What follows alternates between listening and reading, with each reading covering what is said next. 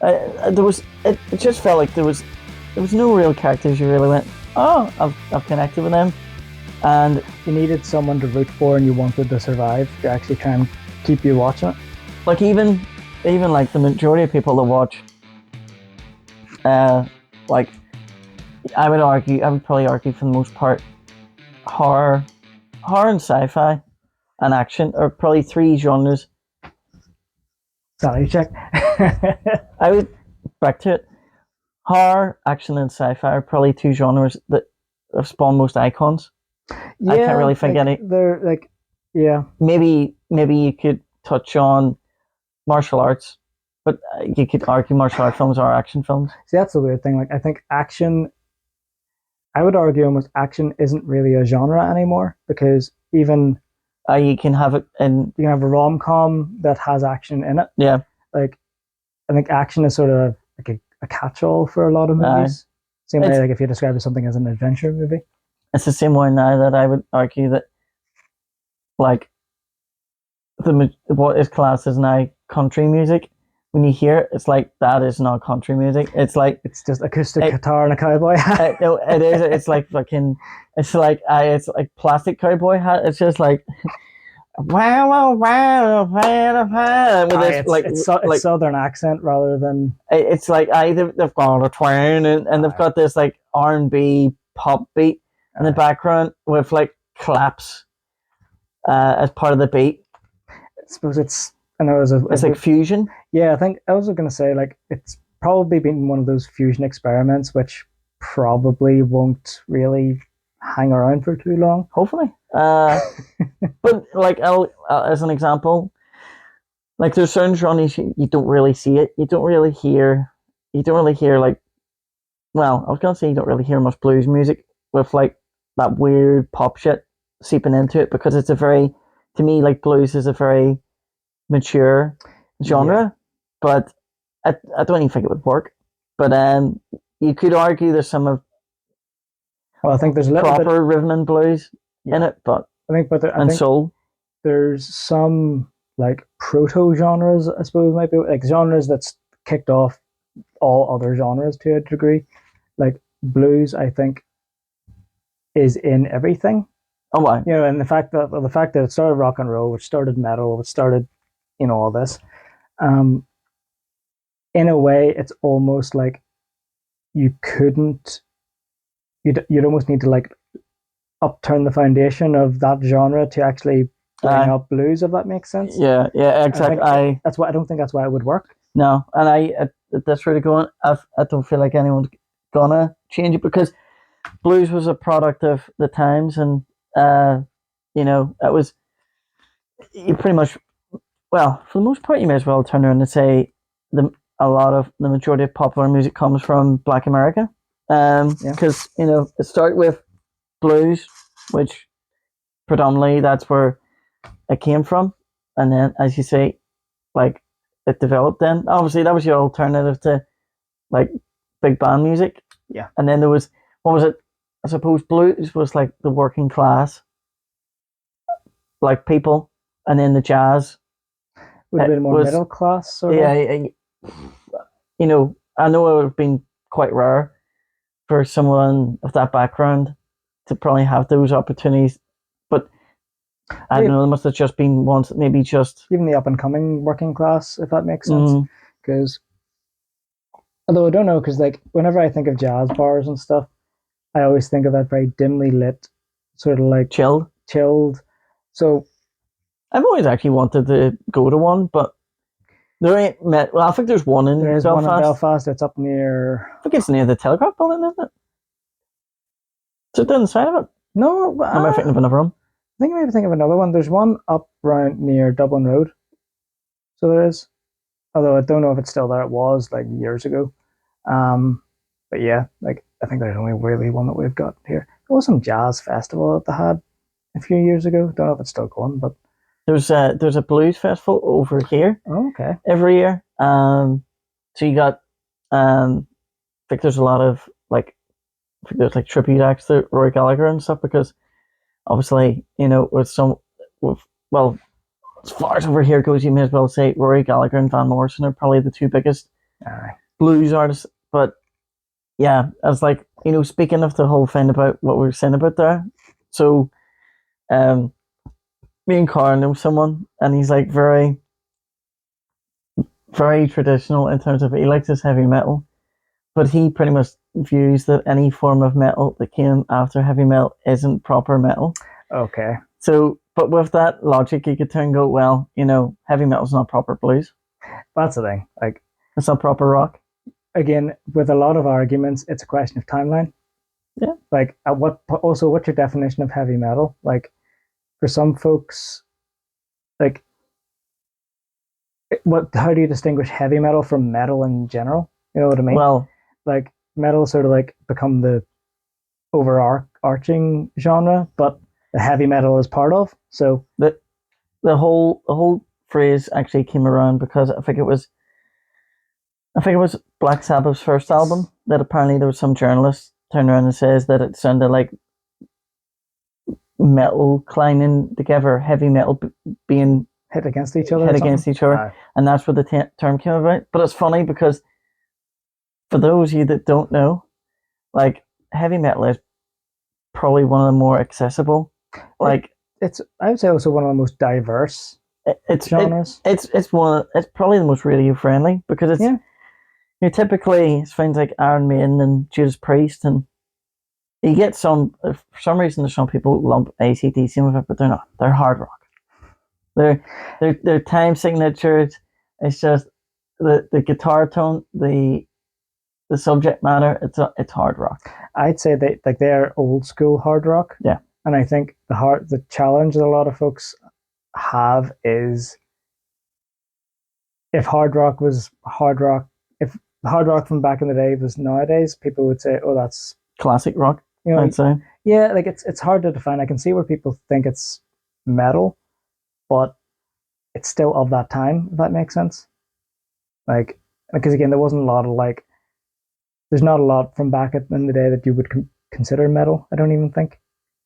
No, I mean, well, see, there's the thing, because there was you ever see a guy's YouTube channel, Rick Beato? No.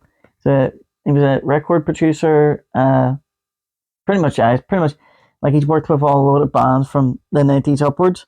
So he's got a YouTube channel, and it's pretty much everything to do with music.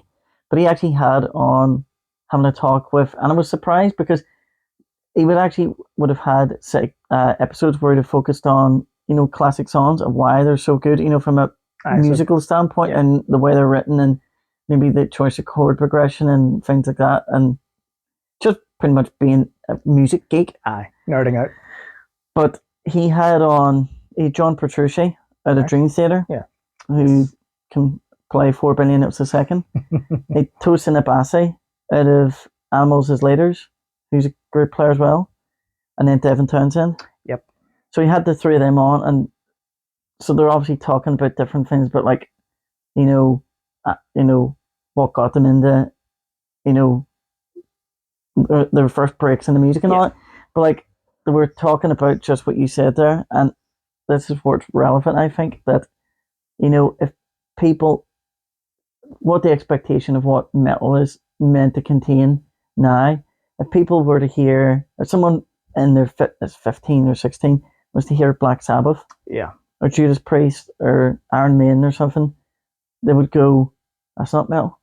Yeah. No, because it doesn't, the majority of people now think that if something's metal, it's, and it's 12-string guitars that you can't hear because it's so low. But yeah, I don't know. I mean, to me, David Townsend actually probably summed it up quite well. He said that it's probably down to intention. It's because, like, you will get artists, whenever you hear, like, there's like a trap artist or a rap artist or a pop star, and they're going, this is my rock song or my metal song, and they've got someone playing a guitar, and it may be a loud guitar with the distortion, but it lacks any sort of like aggression or real. I don't know. It's like it doesn't have the soul of metal. It doesn't have the essence or something that has. I don't know. It's hard to. Doesn't carry its own weight in that genre. Like, you could, at a stretch, you could call it an homage to the genre, But It's barring elements, maybe. Yeah. But yeah, I mean, so based on that, I mean, it's funny because if you ask someone how to define a genre, you probably get different yeah, like responses. I think you would have probably one of the more solid technical responses, I think, because you're very musical and you know how the music works. Like for me, it would be very loosey goosey. Like for me, it's more just like, as far as definition of metal, it would be like the instruments involved, and then more so, probably more so like the actual like topics that you're covering, and then how you're delivering those topics. Again, very general, very wishy-washy answer, but you're very unlikely to have a metal song which is going to be about a breakup or No. something like that, unless it was a violent breakup. Yeah. But if it was something about fighting against the system, maybe that's going to be more metal sort of focus. Yeah. Which again, you could argue is borrowing from sort of the punk scene, historically speaking. But you could argue, like, even though both genres started really around the same time period, there has been a lot of borrowing between both, and then you have hardcore. So hardcore is like somewhere in between. I'll be honest, I don't know if you've heard much hardcore, but to me it sounds like sort of, for the most part, to me it sounds like angrier punk, louder, angrier punk. Which I think the problem is now genres are more of a gradient than defined like boxes these days. Like again, I remember going through like a Spotify API whenever we were doing that programming thing. Yeah. But like I thought, maybe I'll group things by their genre. Oh, that'd be so many like random, bizarre subgenres and subgenres that cross over into other subgenres. I've ones I've never heard of, like glitch hop. I've no idea what. I'm guessing it must be like some sort of EDM hip hop or something. Like, so it was whenever I was doing like the Spotify rap thing, and like one of the genres came up with like Pixie. I was like, I don't remember searching anything that would be like weird, but then I was like, looked up what they meant by it, and I was like, oh, okay, so it was like female led punk rock. That makes like sense. Pop punk. And so it's like, that's a very weird subgenre of music to like define. I would have said pop punk. I know. Like I would have, yeah. Like I mean, if you talked about something like Paramore, I would just say they're pop punk. I wouldn't. Yeah. But I don't know. Maybe it's, unless it's maybe for more like female led like heavy metal as well or whatever. But even like for like melodic, symphonic metal. Yeah. Like in my head, typically that would be a female led. Yeah. Like band. I can't. I actually, now you say it, I can't think of. The only one I can think of that had any male vocals in it that were clean is Nightwish. Yeah, and even then, that was Marco. Yeah, the bassist. He's a great voice. It's him. He's not in the band anymore. But yeah, because usually they go for the sweet and sour approach. Symphonic bands, they'll have like, the girl with either a nice clean singing voice or yes, and then you have like a guitar going like which is basically just like another instrument, really. I you know what, that's the best thing. You've summed it perfectly. I don't know if I've probably said that to you before in the hill after about 8 pints, but it is so true. If I could say to anyone I know like it'd be a weird thing to turn and go for someone to say, I would like to get into that, what do you call that, grindcore? But it's like if you're ever wanting to open your mind, if you hear a song and you go, I actually really like the music there, but I just can't stand the vocals. Yeah. You know what? If you give it time, and there'll be certain like gateway bands to like Gateway Drugs that they will climatize you to it, and it does. It just feels like effectively like a bass instrument that's conjuring up words. Not to say that they all sound good. There's some terrible ones, but the fact that you use grindcore as an example there, I don't think that's doing anyone any favors. Yeah, it's not a genre I've ever gotten into. There's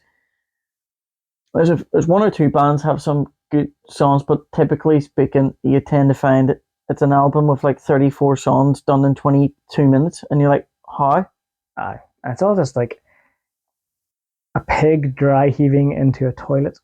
Oh, that would. There's actually. What is it? Well, Is there a song there's based on that? there's actual subgenres of grindcore which Okay. I know nothing about. I know there's one, for example, there's gore grind. Right. Effectively, gore grind is effectively was created by Carcass. So it was grindcore was effectively someone went right. Punk's quick, but we want to be 8 times faster than punk. Okay. So just make it sound like a fucking explosion, Like Sonic started a band. But gore grind effectively was right. Okay, so this was political, and this is chaotic. Well, we're gonna go focus on the most grotesque things we can, and make it even more anti-mainstream music. Basically, they're going all edge.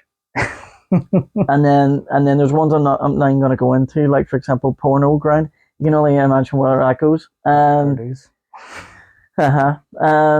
But yeah, so there's all these weird offshoots. But Aye. yeah, again, like if anyone was getting into that kind of music, I think to dip your toes, I would say either symphonic, as you mentioned, gothic. Most people go gothic, all them people that center at City Hall looking depressed. Gothic music's actually Well, it's closer to it's like unhappy pop music. Yeah. That's the best way I could sum it up. yeah. Like probably one of the most successful, the most I would say the most successful gothic band of all time is probably The Cure, and The Cure had a big following. But gothic metal sounds a bit different. Like I would say, like probably a really good recommendation would be Typo Negative. I've heard you talk about them before. They're not going anymore because the front man, he died of a heart condition, but he's a big fella. He must be about 6'8", called Peter Steele, mountain of a dude. But yeah, he had a real deep voice. He was like His voice matched his stature. he was like the gothic Johnny Cash. Apparently the women were fond of him. But yeah, they've some strangely, like you were saying earlier on about like breakup songs and all. Aye. Typo Negative is probably the closest thing you would actually get to a metal band that had like songs about That sort of big breakups and stuff. Yeah. Obviously a lot of it, because it's being gothic, is like, things I want to die for you and all this. There needs to be a bit of sort of poetic feeling to it. Yeah. And then besides that, so you have your gothic and your symphonic and your heavy metal. Your heavy metal's all the energy. Probably the other two would be folk metal. The only problem with folk metal is that a lot of it comes from Scandinavia. So there's quite a lot of there's that sort of bleed over of black metal and stuff like that as well. Yeah, whenever it started, that's pretty much what it was. It was like, I think the first one was like the band Fintroll. They like, it was effectively, I don't know why they just went, you know what, let's mix polka with black metal. And for anyone that doesn't know, black metal is effectively look up a band called Mayhem. Basically, it's like edgy atheist teenager metal. Would that be a way to put it? Yeah, pretty much. It was like a case of, it was just like band in Norway. It was effectively the band members just wanted to be as edgy as fuck. And yeah, they were just like, oh, we want to go back to pagan or pagan flowers, yada yada. But yet, like, there was one of them in particular, your man Burzum, that he was like, you could tell he didn't know what he wanted to be, because like going against like back to pagan roots, and at the same time like feeling like affluence from like Nazism and stuff. You're going, this does not compute. Yeah, it does not go together. Yeah. But yeah, again, they were inspired by punk. They wanted to like be more extreme than what death metal was whenever it came out, and death metal was whenever it came out. I think it was edgy because it was aggressive. Yeah. Would that be fair to say?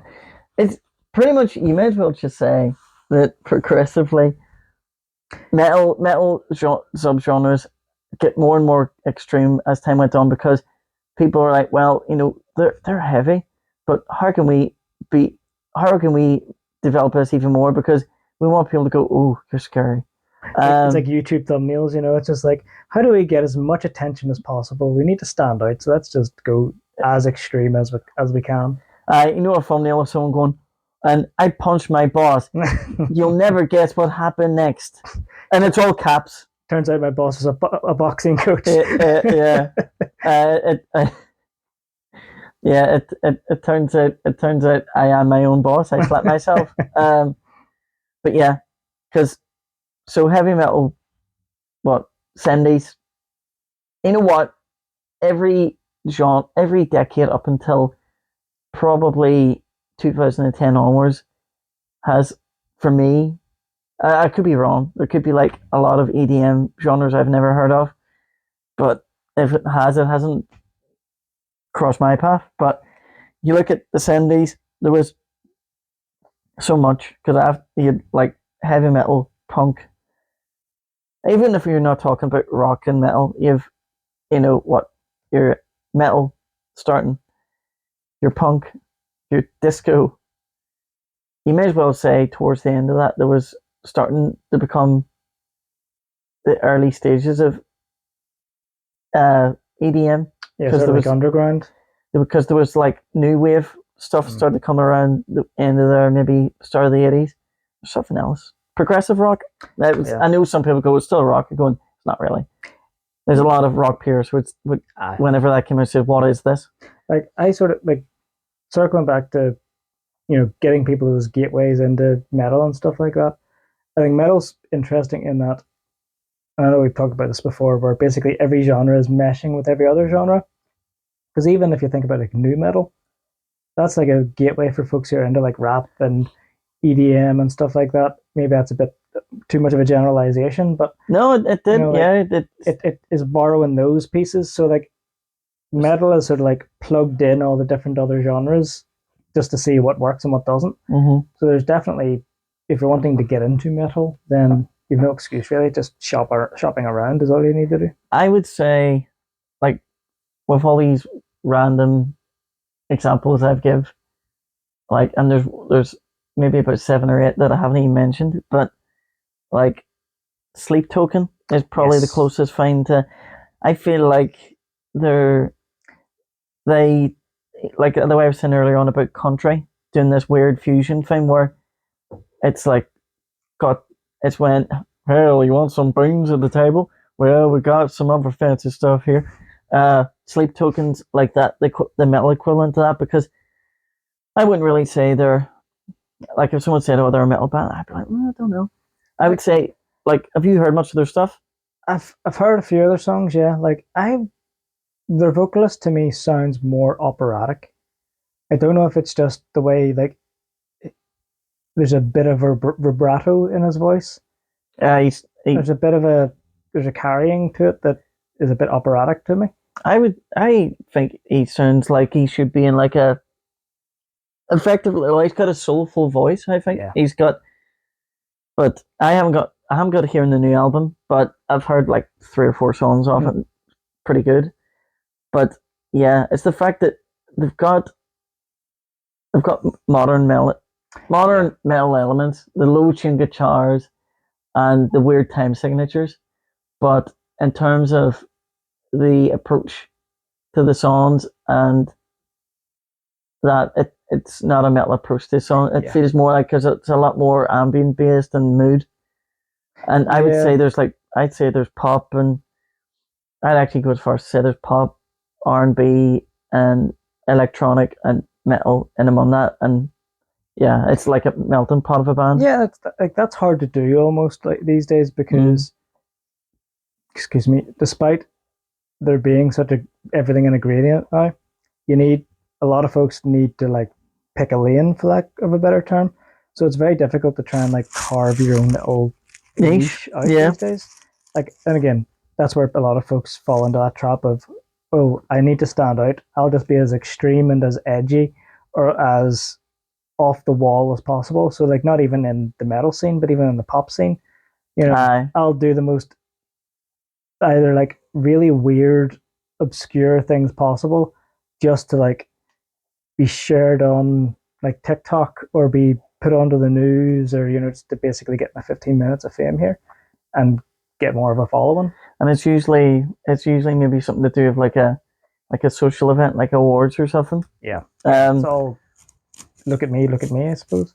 it's a weird one. Whereas you look at rap and their approach is, it seems to be more either diss tracks about each other. That's like one way to now. It feels like that's sort of filtered into, oh, that's one way to get a bit of free press for like a new album. And again, I think I kind of respect that, to be honest, to a degree, because at least it's almost like a corporate ladder to an extent, where you've got the stack of rappers who are ranked, and it's a competitive, taking a shot at the top. Yeah, it's like competitive music, where you're needing to like win that, so maybe you like some of their followers come over to you. But to be fair, nowadays I don't think there's enough attention to go around in that. Even if you lose that diss track or that rap battle or whatever, probably there's a few folks there who's like, yeah, he lost, but oh, But I like him. yeah, he had a few good lines there, so maybe I'll listen to his album. Then if your stuff is half decent, there you go, you've got a new fan. Like, I think there's no real loss anymore, unless you get absolutely bullied by someone. Like, you see time and time again folks who've like dissed Eminem. Machine Gun Kelly, for example. Yeah, exactly. That backfired. And he switched. See what I did there? Oh, but he switched. I mean, yeah. After he completely lost that, he switched genres into punk. I feel like he got more of a better response switching genres. Strangely, Yeah, I'll be honest. I know after the whole diss track thing, people were like a mate of ours, he was like, "No, I can't stand Machine Gun Kelly anymore." And just like, I'll be honest, maybe it's just because I was craving a little bit of pop punk type of music at the time. I thought it was all right. I thought it suited him a bit better. Well, like, I don't think he's not a fantastic rapper, to be honest with you. I think he is more suited to pop punk and pop than he is necessarily rap. Well, like that time, way back over COVID, whenever we did that whole album thing. Yeah.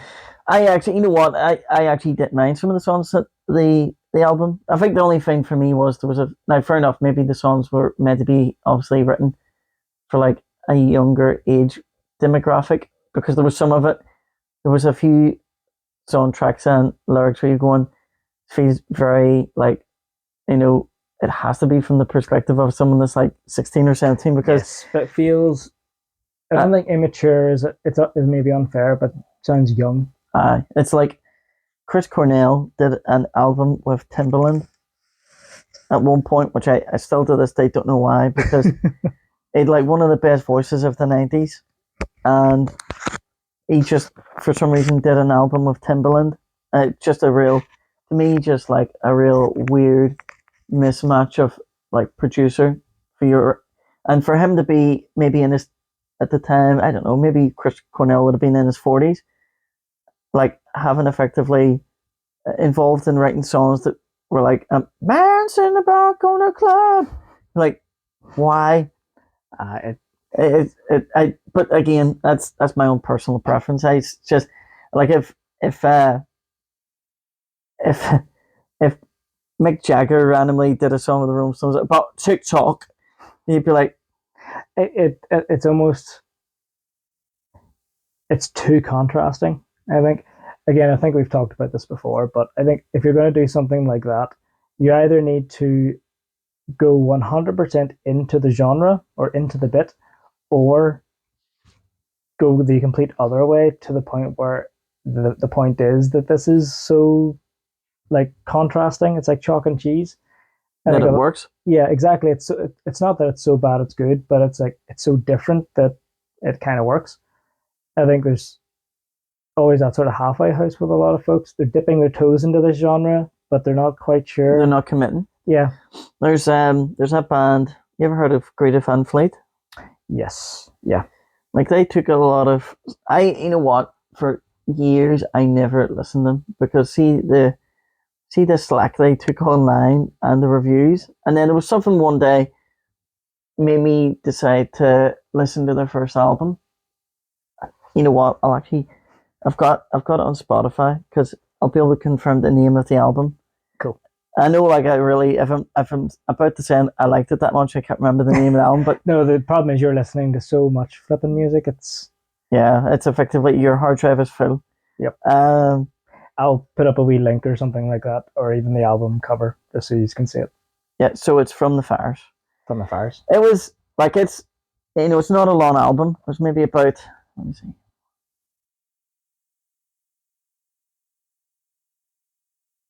I say there's about eight songs, That's not bad though. Like that's which is a decent length. I don't know. I feel like unless if you're gonna do a long album, make it like really well paced.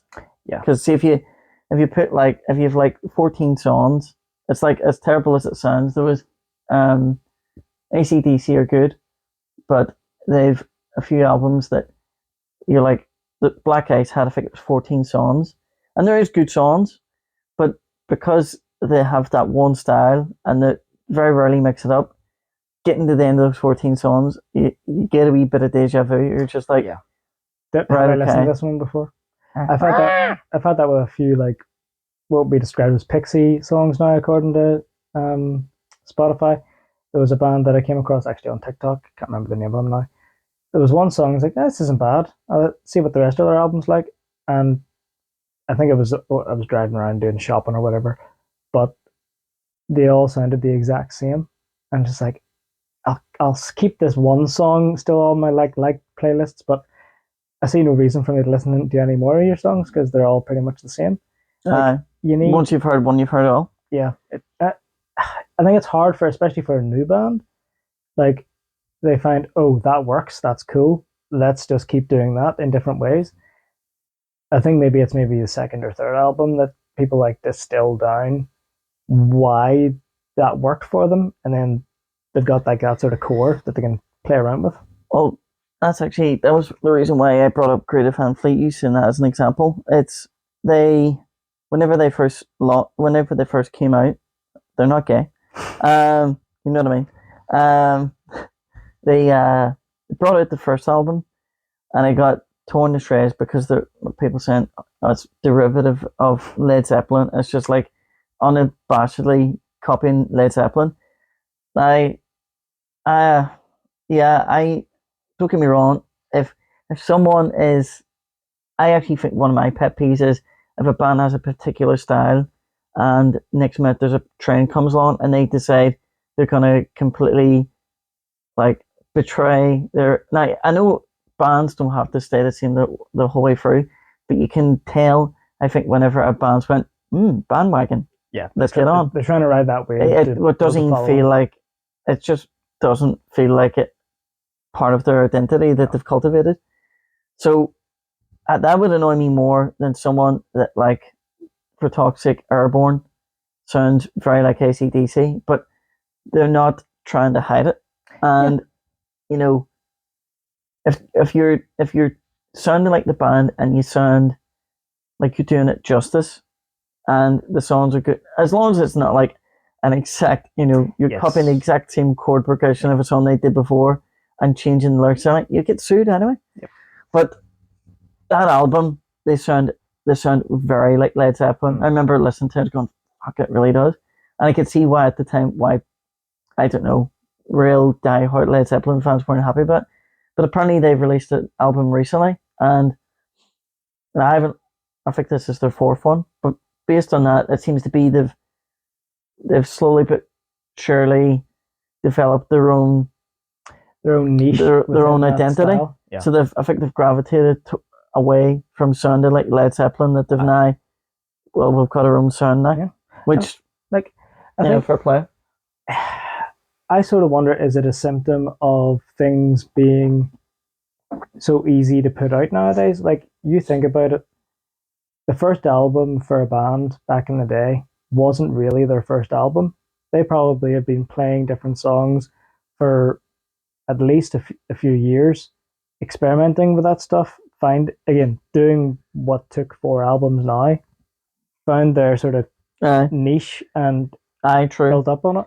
Nowadays, it's so easy that, we've got an album, sounds good, let's put it out let's post it, let's put it on Spotify. You can do that from the comfort of your own home. Yeah, it's worse. There's like very few artists would have released, been prolific, and not released this stuff. The only people I could think of, apparently, I heard stories about there was Prince, there was Tupac, and Frank Zappa. That's three artists off the top of my head that apparently there's meant to be loads of material left over that was never released. Um, although Frank Zappa's was ridiculous. I seen the documentary about him, and there was like, it showed you, it was like a whole garage with like racks of like tapes and reels and stuff of things like that've never been released, and you're like, what? I think that's an extreme. I would say you would be a bit like this, and I'd be a bit like this, where if you have like a problem in your head, or you have something that you want to get done in your head, you have to do it then there. You either have to do it then and there, or if you're thinking about it and the ideas start flowing, you need to write it down. I think folks like that are probably that way inclined, but like dial to 11 to where it's just a constant stream of all this stuff. You probably find they're non-stop writing this stuff down, writing out music and lyrics, and literally, like, if you didn't tranquilize them, they probably wouldn't sleep. Yeah, I like the amount of times, and unfortunately, I know for a fact there's probably going to be things that I've lost. There'll be times I'd be going to sleep, and randomly, I'll get even like a phrase or like a melody or something. I'm going, oh, that's good. Yes. And there's a high chance that even if I did get up and went into it maybe not wouldn't I wouldn't be able to actually replicate what's in my head, but I would have a stab at trying to get as close as I could. But there's times I've written things down, and I would sometimes note it down on my phone. I know for a fact I'll wake up the next day and capturing exactly what that was in my head. I'll be like, what? See, what I've done is having a shortcut, like a dictaphone. Yeah, like the wee voice recorder app. Because like I've had it where I've woken up, and again, it's such a nerdy thing to say, but like even programming solutions, if I've been struggling, I am dreaming that I'm at the keyboard, like fixing the thing.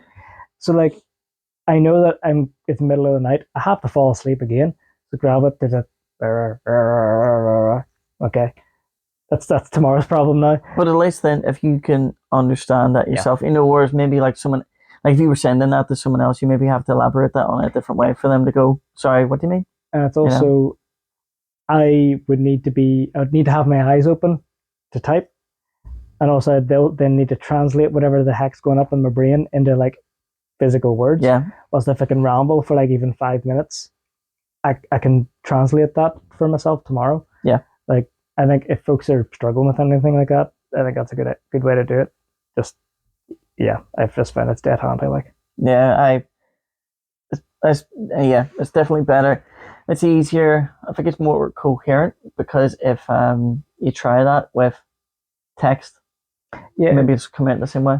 Yeah, because I've tried typing, because I have different note systems that I've been using just to try and keep track of everything. But written word and typing, it's still, there's a translation almost from the thought in my head to the pen and paper or to the keyboard. So eventually I just like started rambling, and then I'll transcode it onto something later just for future reference. But yeah, I think it's whenever you're dreaming or whenever you're sleeping is like where some of the magic happens. Like, I don't know. It's just your brain must just get, I don't know, must just like defragment and just put things together that then just mesh, that you can go, you get it now. Well, I think that's what the whole point of dreams and stuff like that is, that it's your brain trying to suss out, whether it's been a stressful day or whatever. If your brain is dreaming, that's it trying to like process the day, or whether it's other things that have happened weeks, months, years before. It's basically trying to process all this stuff so that you can carry on with the rest of your day when you're awake. I've no idea where some of the things I dream about come from. I can remember there was one I had recently. I was trying to remember, but I remember the last one I had that really stood out because I actually woke up going, "What?" was actually dreaming that like I was living in mom and dad's old house, and for some reason there was like the front door was where the front garden would be, so you were looking straight out over across the way, and there was like a a drunk couple having an argument come in the house, and for some reason the guy seen that we were watching. I came over to the house and we were trying to close the door to get him out, and for some reason he started shooting a gun through the door and shot me. I was like, "What the hell put that in my head?" I'm like saying to Maggie, "I've been shot." Going, "No, you haven't." Going, "Yes, I have." And To be fair, I could maybe see where the dots are maybe getting connected there. in what way? Like, okay, so like we'll maybe cut part of this, but like, given but the story that you told about your mum and dad's old house and who you had across the street from you, Mm.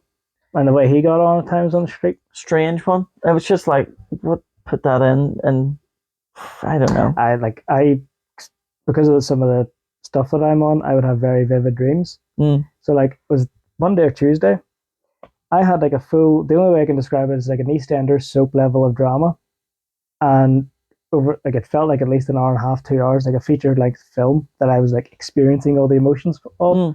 I woke up absolutely busted because of this, and then I had to go to flipping work.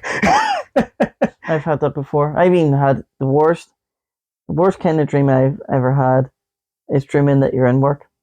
Yeah, that's like a cruel trick. It's even worse because it feels like what you say. It's like a long dream, and then your alarm goes off, and you go, "For fuck's sake, I have to go into work." It's like your brain's going, "Ha ha ha." Sake, I thought I was ahead of myself there. You know, that'd be great. Just phone the manager and say, "I've already done 4 hours. I'm asleep. Yep. So can I leave in a half day?" There you go. Can I get time? What? Am I getting overtime for that there, mate? Yeah, I know. I've built up flexi. Nuts. I do remember probably well, I've had two dreams that I remember being very strange. There was one was I remember it was just standing out. You know the way like you see those big open vast American plains where it's just like a road going through wilderness and it looks like it's endless. Yes. So just standing, it's just at the side of the road, and there's just all these people just stood about, just like looking in different directions. And the guy I went to school with, Rand Foster, just comes and goes. Next minute, there was a horse came by wearing a G-string. It was random as, and sure enough, next minute, all he sees this white horse wearing a blue thong, just gallop. Like imagine a full, like a real horse, for some reason with a giant blue thong on.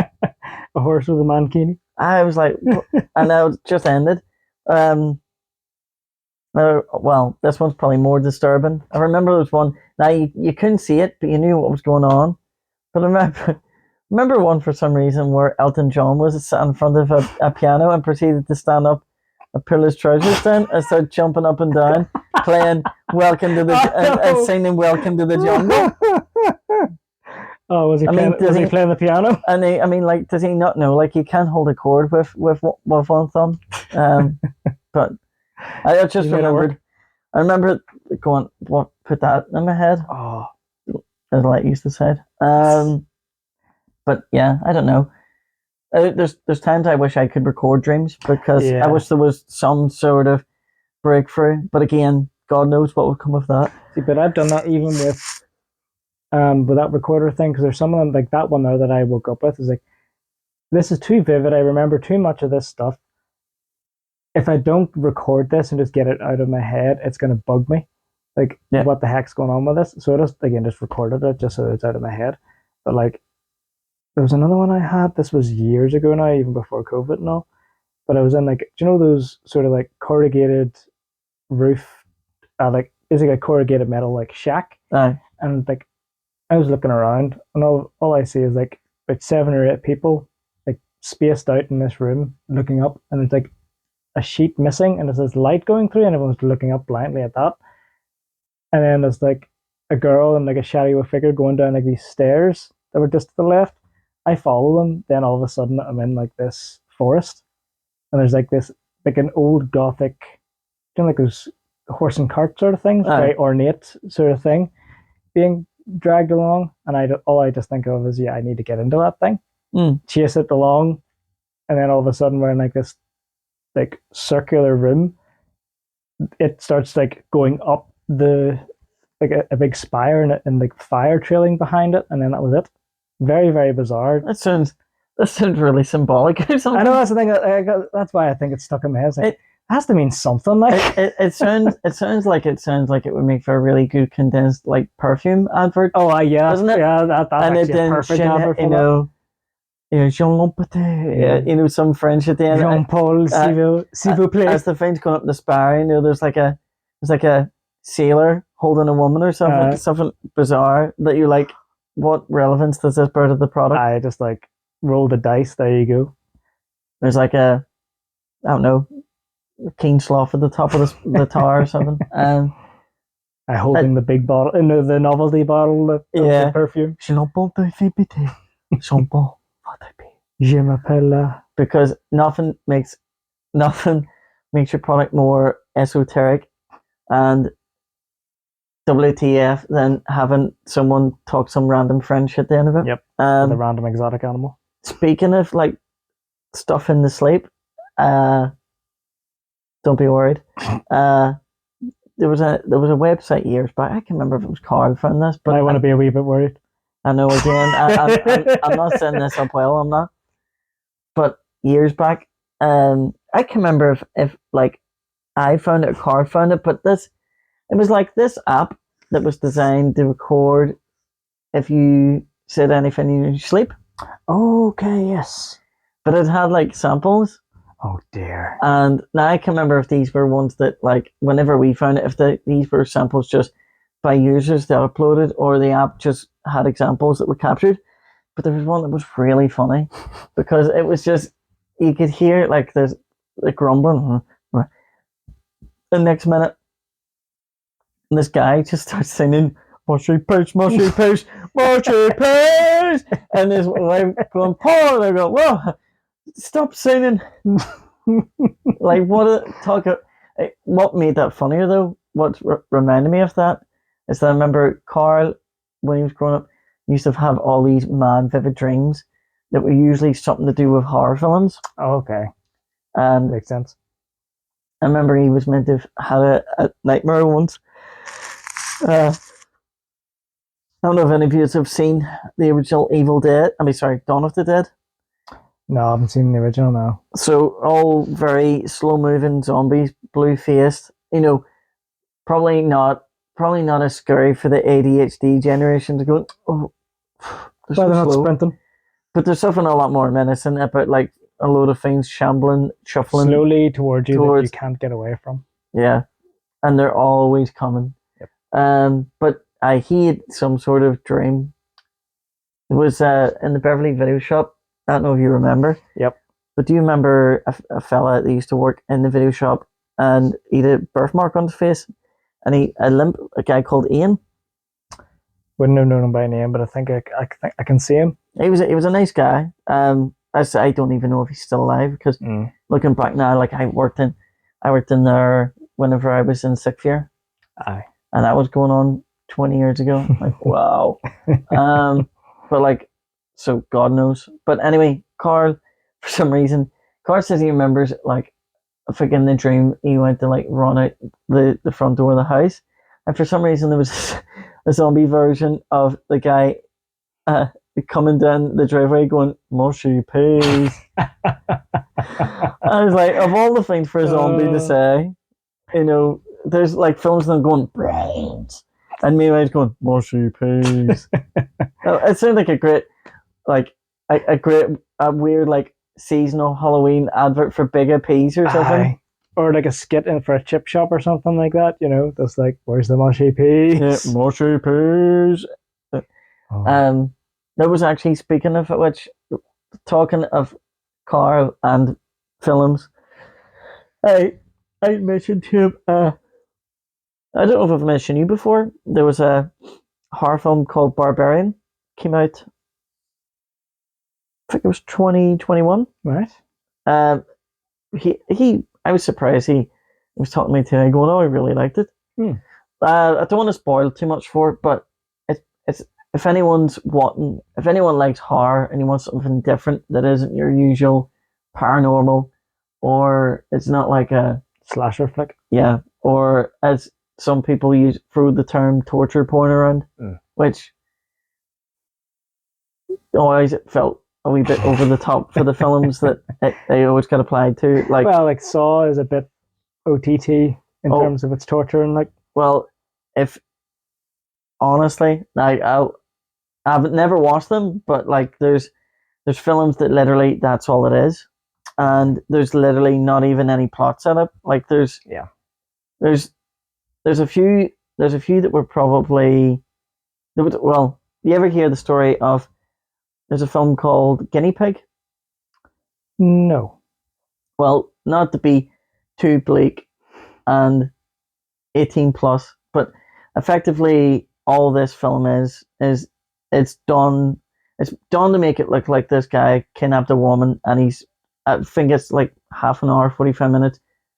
It's methodically like the thing's just an exercise in like practical effects. So it's just effectively someone just doing the worst things they could to another human being. Aye. That to me does warrant torture porn Yeah. because there's no story to be reaped from it. There's not effectively it's just someone getting their kicks off sadism and from a technical standpoint you could go, well it's impressive that, you know, somebody could pull off something to make it well anyway, the reason I'm using this as an example is because apparently during the 90s Charlie Sheen was at a house party All right.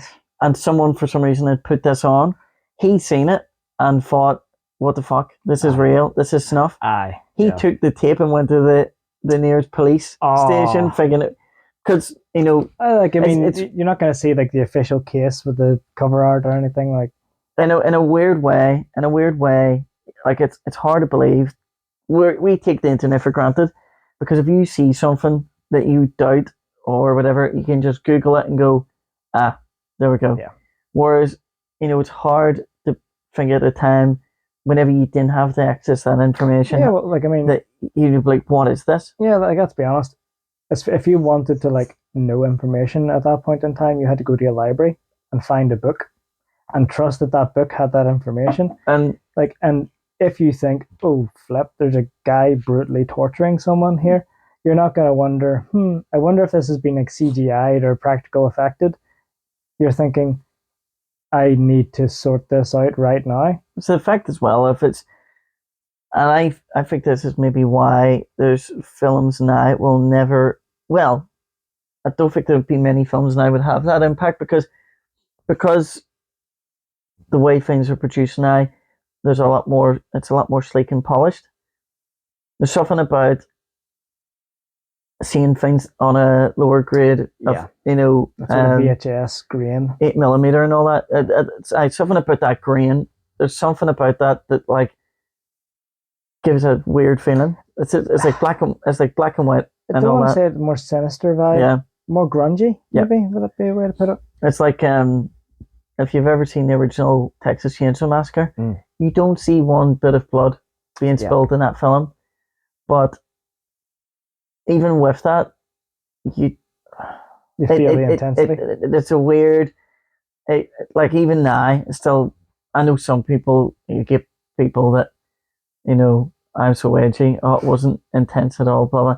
For its time, there was nothing like it, and it still holds up to me, I think, but because it's just the way it's done. It's just it's down to camera angles and directing and acting. Like even if you think about probably one of the most tense movies that I watched was Whiplash. Yeah, and that was just a guy who's teaching a young kid how to play the drums, but there's so much tension there, down to fantastic writing and fantastic acting and camera work. And like again, there was a movie reviewer that I watched, and he was saying, you know, you see in action movies they need to cut the red wire or the blue wire to save the world, and he's being told faster. Yeah, and that's a lot more like terrifying. You know, you're feeling that tension. So that was a great film. Oh, brilliant! I was a bit wary of watching it because like you don't like to see bullies winning, you know. So I was just, when I heard about it, I don't know if I want to watch this, but I'm glad I went, like, because fantastic movie. Apparently, if you read into it, the original screenplay was going to be very different. Apparently, the original screenplay was going to be, well, I don't want to spoil, but you know, obviously how it all plays out. But apparently, the original intention was it was going to actually be more of a thriller.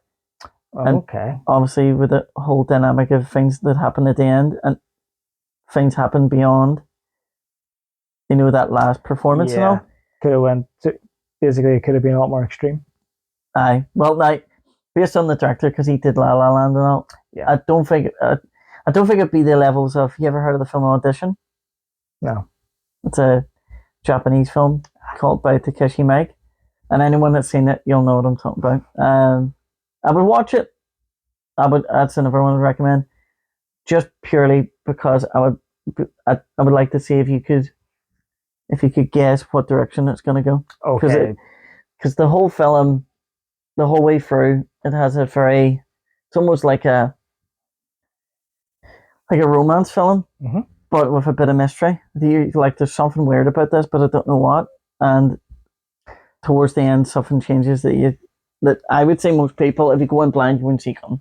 See, I think that's a thing with a lot of like movies and music and stuff in Japan. They're very good at Subverting expectations. yeah, and like it's not that they're mixing genres; it's that they're splicing genres. Like if I remember, like the original Old Boy. It's based in Japan, isn't it? It's Korea. Korea is it based in Korea? Like it to me, I was casually going through and watching, and I thought, oh, action movie, something a bit different. And then it's like whenever he was like locked up, and that's sort of like where he's starting to lose his mind, and it gets heavy, like sort of horror elements in it, and it's just like, I didn't sign up for this. So you're just wondering, like, it goes from action to like quite dark horror, then back into action to a degree, and even again the camera shots on that are absolutely spectacular. That hallway scene with the one take was brilliant. Was really well done. Yeah, but it's one of those films again. It's a great film, but definitely to me, it's like for anyone that's never seen it, the ending's definitely the one thing. If you forget that ending, you should probably be getting yourself checked for some degenerative condition because it'll not leave you. I think, but it's I know I have these debates with people. Like for example, Jay is not a big. I know for a fact Jay's a very big fan of like the happy ending. Yes. And see the films that end on a sort of like a down note, or maybe not the most positive of endings. It doesn't seem to like them. Like for example, Gone Girl. You ever seen it? I've sort of gone through the synopsis of it. It was one of those ones that I knew I wouldn't be able to watch. It's good. Like again, I think we've talked about it before, but there are certain like certain plots and stuff like that I would find myself getting just as angry as the people on screen. So it wouldn't be good for me to watch them. Well, there's definitely that one, and considering that book was written by a woman and based on the things that the main female character does, I'm like, yeah, I wouldn't fuck with her. There's another a British film called Eden Lake. Right. And it was actually like probably like I think it was the first film I saw Michael Fassbender in. And there's the wee guy, I think what do you call him? Jack. You know the one do you remember the series Skins? Yes. Oh. He's in the film 71 and he was in Money Monster. Jack O'Connell, I think his name is. He's a good actor, but he does eat no harm to the guy, but he just has that face that he has like the face of like a typical wee chav that went to your school that was a mouthpiece. So he's only going to get certain roles in Hollywood. But no, since he's gotten older, like he was in a film on BBC recently, and I was actually meaning to check it out. It's made by the maker of Peaky Blinders, but it's all based on the guy the people that set up the SAS. Oh, that's right. So yes. So Paddy Mayne from over here, Blair Mayne, he plays him.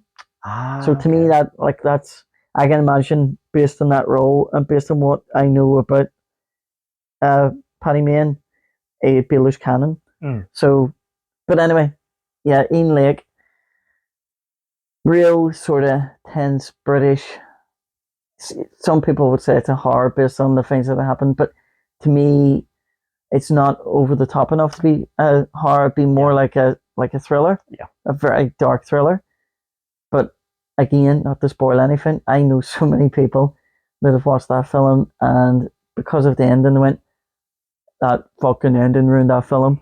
And but to me, it really drives home what it's the whole point that it's getting at. So, and there's too many people were viewing it from through a film lens. So what I mean is that the expectations you have for a story to round up, you're treating it, like a film, and people go, "It is a film."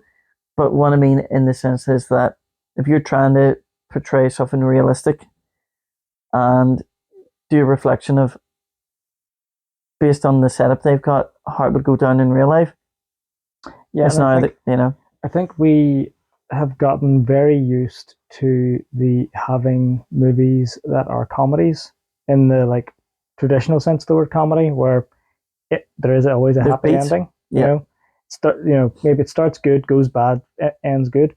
But whenever you think of like the most popular stories probably in the world, Romeo and Juliet, that ends in a murder suicide or a dual suicide, like Shakespeare, who is arguably one of the best storytellers in history, a lot of his like stuff was a tragedy. Well, look at you ever seen or studied Othello?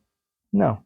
It's you know what, that was actually, I would say that probably of the Shakespeare plays or whatever that I know anything about in terms of a story, that was one that I was like, that really interested me, because it's the whole thing is centered around I from what I remember it's set in Italy, but yeah, the whole thing's named after Othello, and obviously at this time, this was, you look at the period of time that Shakespeare was alive, he would not have met many people of African descent. So I mean, the main character of the person that the play is named after is Othello is black.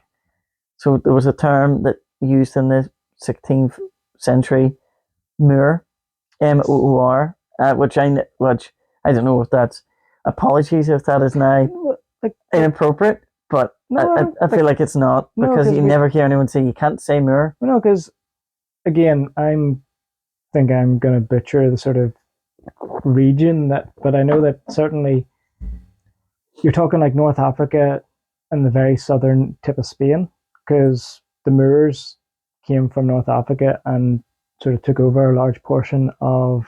Oh, so it was actually like a clan, so to speak? Yeah, I think there was the Moorish Empire, if I remember. Oh, there you go. Or that'll explain the history then. Yeah, like that's why if you go like the farther south, you go in Spain, the more sort of like Arabic sort of architecture and stuff like that you're going to find. That's what came from them. Yeah, because they brought it over from north of Africa, like Egypt and stuff.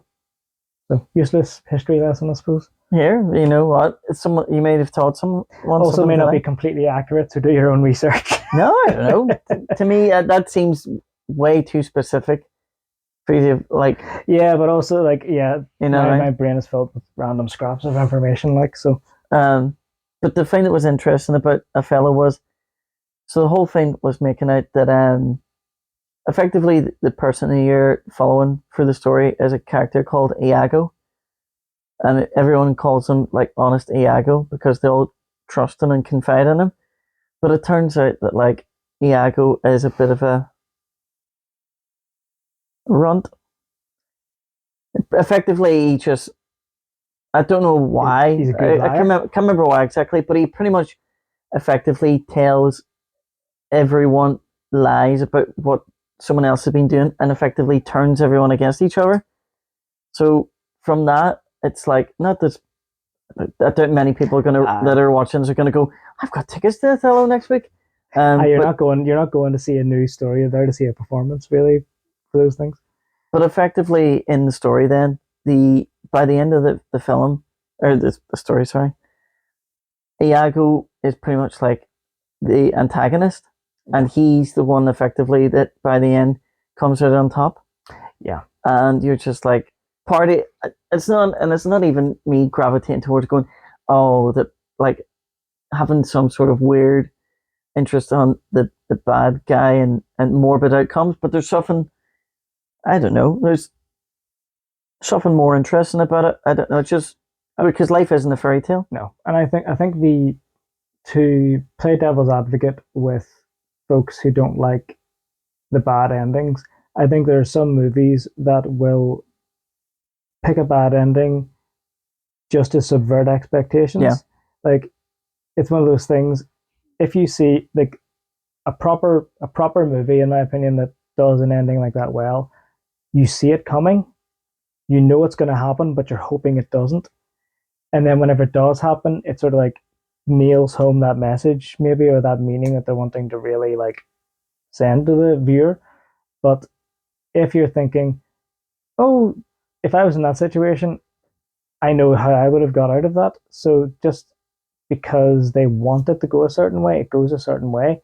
If you're going to do that, it needs to make a lot of sense, you know. And I think, Yeah, even if you're going against, if you can go against the viewers' desires, but you can't go against their expectations, because if something comes out of left field and just like completely destroys the plan that the person had for no logical reason or no like foreshadowing, it really just is a slap in the face to anyone who's watching the movie. Kind of feels like, why did I watch this for 2 hours? I'm trying to think. I would say probably one for me probably was The Village. You ever seen? No, but I've heard bits and pieces about it. Yeah. It's just more. You know what? I can get behind. You know, if there were certain alterations to that ending in terms of the setup for the characters, I'd have been okay.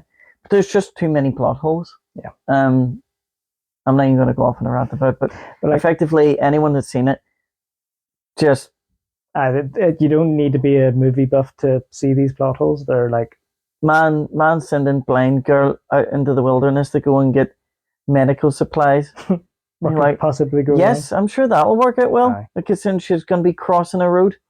Like, to circle back, another example, because it wasn't a movie that I watched, but it was one that I saw like the synopsis for, and I was like, it felt like one of those artsy ones that it almost felt like, you know, that sort of that one, Snowpiercer.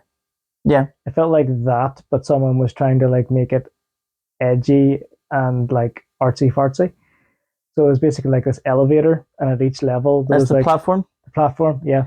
Like the ending of that to me felt, you're wanting to make this artsy. Yeah, it was. You know? I know. Like I was talking to Steve about that, and yeah, it just felt pretentious. I like the ending because yeah, but I know from a narrative point of view, you could turn around and go, they haven't really fulfilled. They've sort of just left the story unfinished, whereas you sort of feel like that it was more like they were trying to like the whole thing's like a vehicle for metaphor by the end. I think that's what it was. Like, from like they built up, you got attached to not just the protagonist, but all the other people who were sort of helping him or not helping him. And the guy that went with him, and then it was a wee girl, wasn't it? Mm-hmm. And then for them to do, and they did a good job of that, I think. So for them to like build that attachment and then just sort of fall into metaphor, I felt it kind of just dissolved a little bit. Because I know what you mean. Because effectively you're concerned with the outcome of the characters. Yeah, it's sort of like they grounded it in reality to a point, and then they tried to like lift it out to be, again, a metaphor, as you say. So I don't know how you could have fixed that, to be honest. I know to do what they wanted to do. So I'm not criticizing them in that respect. Like, it's more so just I would have liked a little bit more closure on it, I suppose. I know. It feels like it could be one of those films that it could be probably at some, because it was it French or was it Belgian? I don't know. But well, I don't know. I was reading the subtitles. I did like it, but see if you're wanting something maybe with more of a like a more focused story by the end. Maybe watch The Circle. Right. Okay. Same sort of It's concept there. kind of similar, except it's a lot of people just randomly wake up in this room, and there's like this weird orb in the center of the room, and I think it's after every 5 minutes, it'll just randomly shoot someone. Right. So say I think there's like 50 people in the room or something, or maybe 100 or something.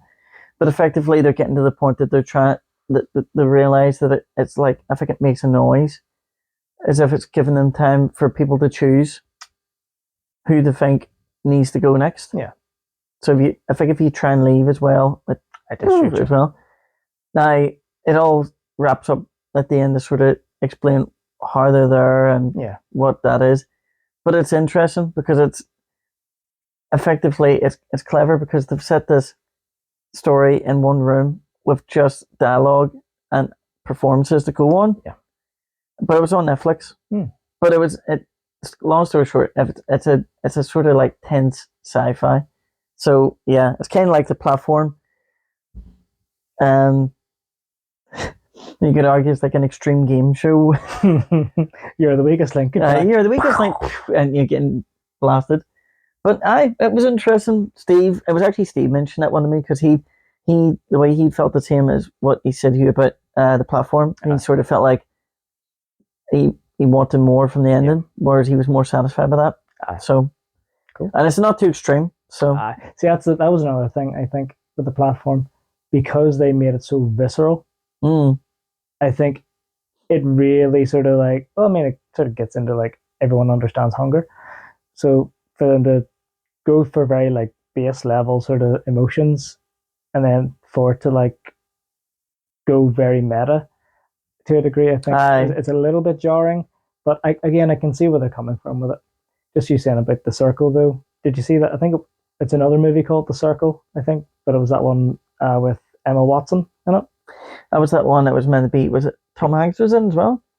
Is that the one I'm thinking of? I'm not sure. It's like one about like a Silicon Valley company. I think he's head of the company or something in it. Right. Yes, I think he could be. Was it good? It was. I found it good in a weird way, just because like obviously since experiencing all those big tech companies, like this is pretty flippin' accurate to what they're like. But no, like I watched it with my dad, and he seemed to think it was pretty decent, like so he did. So from that perspective, it was all right. But for me, it's just a bit weird. Well, I suppose the fact that like your dad wasn't in the IT, so you know, for him to be able to enjoy it still, at least then it's not a film that's catered specifically. Exactly. Like I think closer to a drama, I would say. And again, I think it was one that you didn't get the ending you were expecting necessarily, but it felt decent. I like it was satisfactory. I was justified in. Yeah. Realistic. Speaking of things that are like geared towards Silicon Valley and all that, did you ever get watching Silicon Valley? Yep, whenever I'm writing code on my wee side project, I have that in the background. It's brilliant. Yeah. To be honest, probably the funniest parts were probably to do with Guilfoyle and Dinesh. Dinesh. Yeah. Their back and forth was brilliant. Yeah, it was. Basically, like that episode that he was wearing the gold chain and was like, "You're the Indian Mr. T." It's just no. He was maybe from Pakistan, wasn't he? He was, yeah. Wasn't he? But I think he called him Indian just to wind him up. Yeah, that's right. Yeah. Or it was the first episode, I think, and it was with Guilfoyle having the upside down cross, and it's like Dinesh saying, "I thought you were like a Satanist." A Satanist. It's like whatever branch of it. And it's like, it's the Church of Satan. Yeah, and it's like, well, why is that? Why do you have a cross in your arm? It's an upside down cross. Not the way that I'm looking, but it was because he had his arm up here, so the cross was like upside down. It's just like such a stupid, like simple joke. Yeah. But the way they set up the dialogue is just brilliant. Do you know who actually made it? No. The maker of Beavis and Butthead and King of the Hill. Right. Okay. You ever see a film that he did called Idiocracy? Oh, it's a great movie, and to be honest, it's one of those ones that's very, very funny, but almost scary because it either could happen or is happening depending on who you ask. There's part of me, unfortunately, I would say that's maybe not in our lifetime, but I do feel like the more you hear about it now, strong opinion alert, but I tend to find that the people that consider themselves, you know, they're not validated by other people to say you're intelligent, that they inherently believe I am smarter than the majority of the population. That that for some reason there's quite a lot of them look down upon the concept of like having a family and going for like, having that sort of traditional setup, that they look down upon it. And those people then, the gene pool becomes diluted because there is maybe people that are genuinely are intelligent and they could have, they can contribute something to society. Meanwhile, there's people that control nothing to society aside from like multiplying their child benefit. Yeah, I think there's a misbalance between intelligence, like people who are maybe intelligent but don't have a lot of wisdom. And again, they get half the smell of their own farts. Yeah, and again, to what you were saying, there's a lot of folks as well who'll believe no one's told me I'm stupid, so I must be smart. When that's not necessarily the case. The vast majority of us are of average intelligence. So like, and there's nothing wrong with being a bit average intelligence. So I think folks sort of place too much emphasis on smart being a good thing, whilst to be honest, if you're a grafter, if you're putting in hard work, that's 99% of the thing. Like, yeah, I mean, I know. I think there's like probably there's too much emphasis on it's sort of this like genius obsession. Yeah, and I think as well social media it like peddles the whole thing that like, this is your measurement of success, and why are you not achieving it? Because I have. You're going, you're effectively one in 4 million sperm that hit the egg. It's easy. It's like me and Carl were talking, and there's you get those Instagram people going, stop doing this and do this and you'll get this, and you're like, you can clearly tell you probably eat steroids like Rice Krispies. You're like, he probably does need to do some level of maintenance to have that. It's not just he takes them and he just inflates add to water and become stick it in bicycle pump up the muscles. But apparently, like, there are studies that confirm that. Don't quote me on facts, statistics, or whatever. But Carl tell me, and how Carl is about all that. He'll have done his research, like.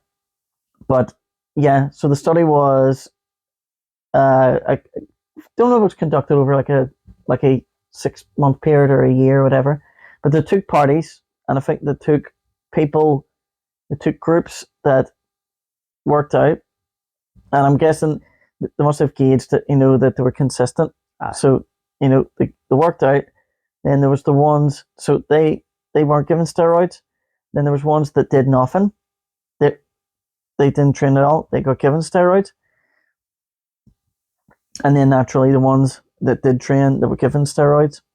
And based on their findings over that period of time, the ones who, now again, obviously I'm sure there's so many variables that come into this, but they found that like on average that the ones that were training consistently were no real better than the ones that just took steroids. Now, in terms of muscle mass, so like it shows that in terms of building the material, and there's people like with us going to the gym. There's people that Carl says the telltale signs. Apparently, you can tell like they get very spotty backs.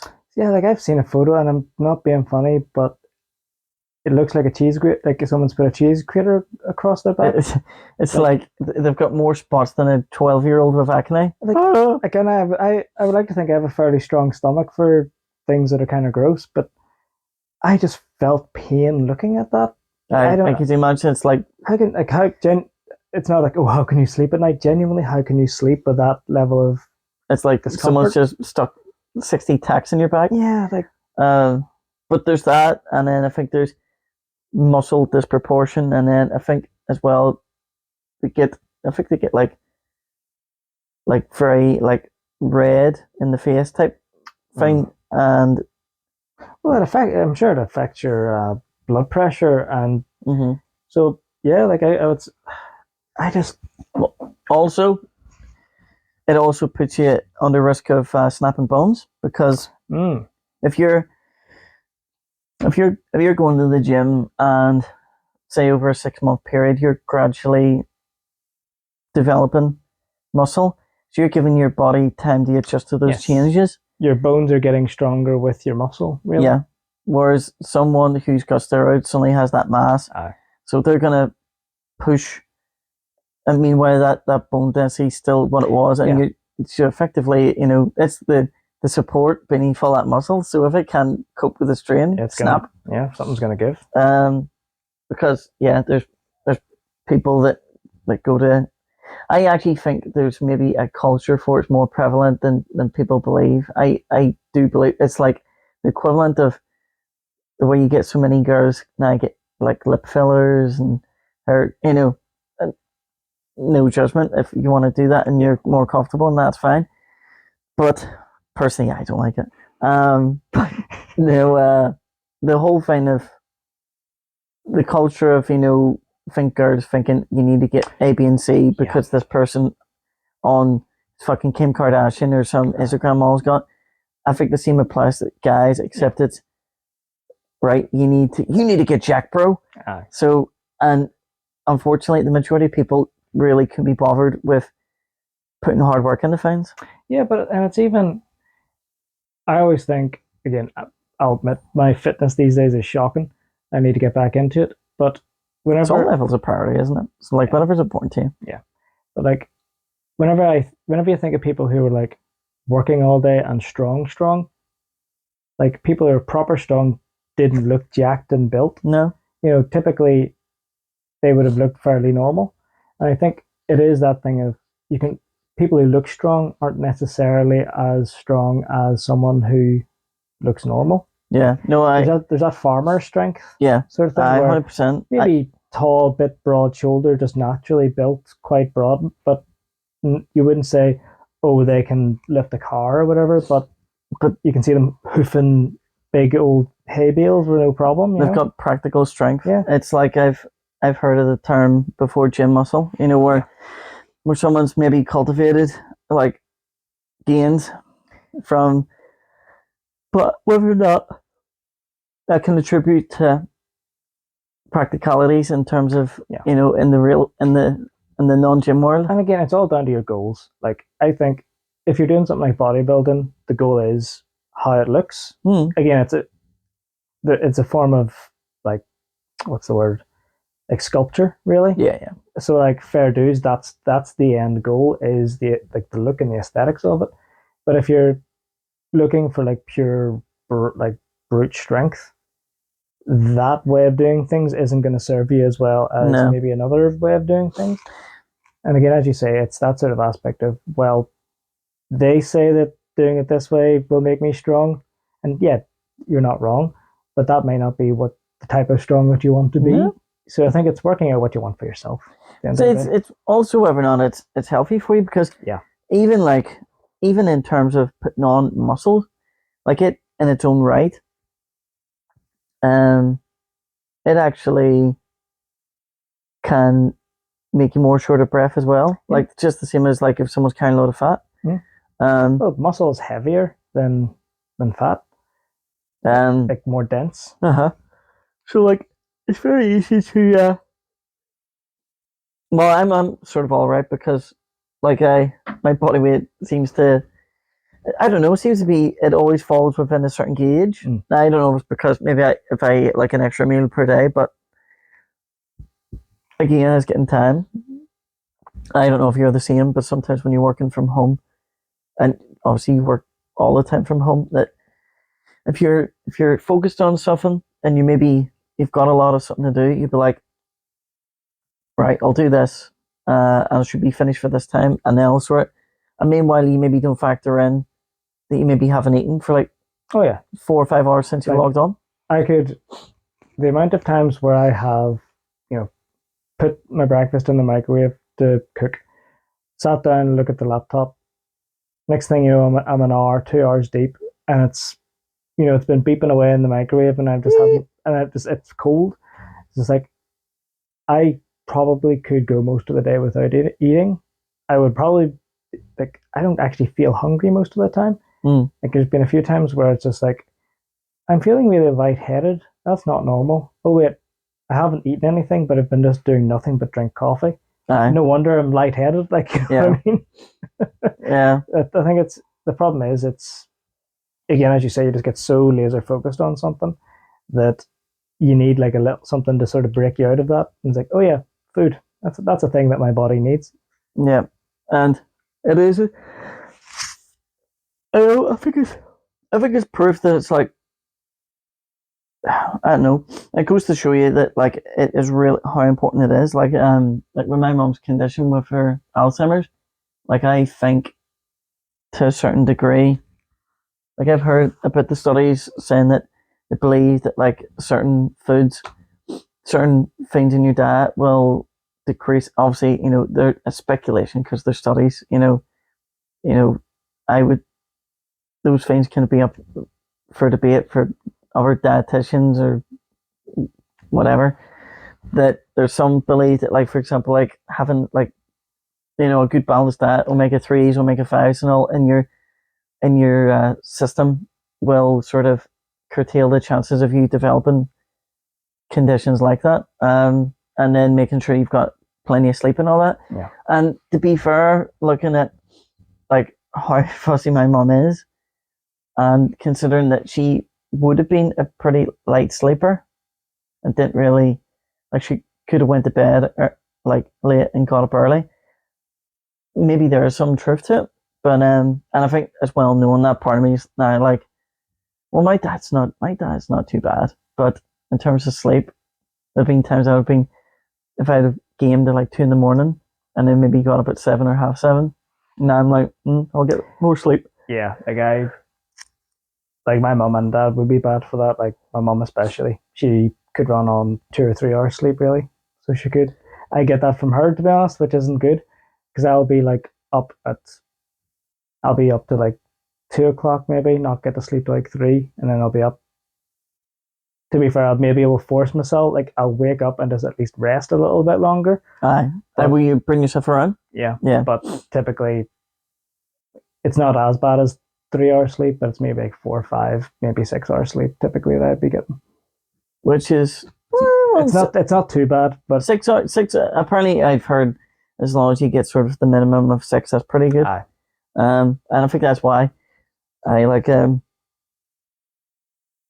I try to say to Maggie about I get more sleep because long story short, well, we have 2 cats and the brother and sister and the boy Logan named after Wolverine is a dick.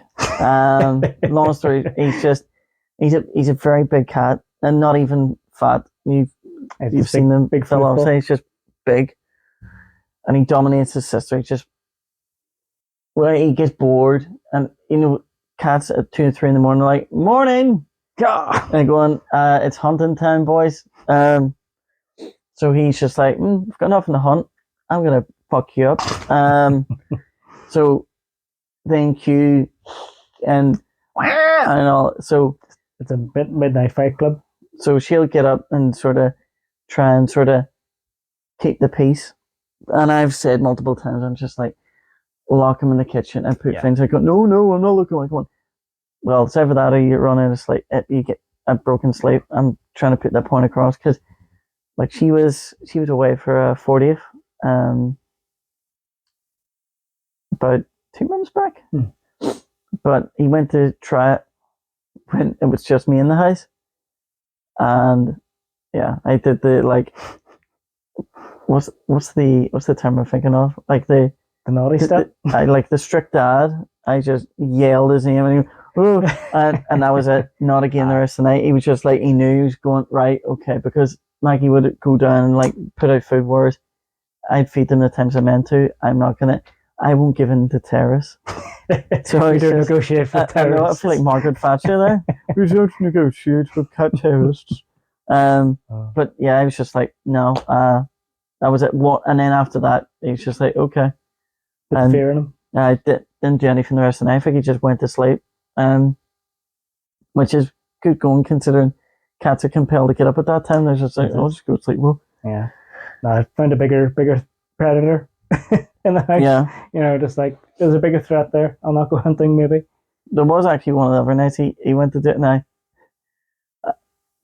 well, to a cat, I'm just effectively, I'm just replicating the animal kingdom, where he's like chasing her, so I chase him, and he's suddenly like hierarchy. But you know what? They're entertaining, but it's just unfortunately entertaining and mad at the times when you don't need them to be. They're very entertaining whenever you're looking peace. Yep. And then whenever you're bored, that's whenever they decide to go for a nap. Yep. Whereas at least with dogs, their sleep patterns sort of time with humans, they're just like, well, this is time for me to sleep. And like, talking about my dogs, like the chance there are maybe is like, even if you're working away, they'll just maybe try and nudge you to get a wee play maybe. But once they realize that, yeah, you're busy, okay, fine, I'll just go for a wee sleep here. Yeah. Like they know not to push their boundaries a little too much. Yeah. So it's I don't know. There's certain things as far as animals go that do blow my mind, and I'm just like how they develop that internal clock. Yes. And it's the fact that it's not even sometimes. Even in terms of season, like you'd think, okay, they know by the light and outside, that, and that they're sort of gauging its feeding time. But even like if it goes into different seasons, they seem to just know. Well, I mean, it depends on the dog, like, because if I'm looking after the dogs, I'll have them in the house, and I'll just let them sleep in my bed, may as well. But like, usually it's Sunday night, so Monday morning I'll be getting up, going to work. So up downstairs, getting ready. One of them, he's straight up, follow me, whatever. The other one just stays in bed. He's just like, no, I'm having another wee dose here. I'm a wee lion, stuff is. He's effectively got the teenager approach. Again, about maybe an hour in, I've got eaten through my breakfast. The other one's been out the back. He's just settled now again on the sofa. Next thing I hear is thump. It's like, where were you all morning? He's like, morning. It's like, where'd you all go? Sure. Scurf's got two cats. And one of them goes out and one of them doesn't really go out. It's infectious, isn't it? No, it is. I don't know where it hit me. But then again, I've early starts because I'm in the office. That's right, yeah. Today. But apparently like one of the cats doesn't really go out, one does. But one's coming in the early hours of the morning, like I don't know, like a teenager that's just like trying to sneak back in after a night out. But apparently like it was one of the nights during the summer they left the bathroom window open, and the other cat, she decided, oh, no. You know what, I'm actually going to go out, and decided to leap from the bathroom out. But fine, because obviously, I suppose they can land. I don't know how.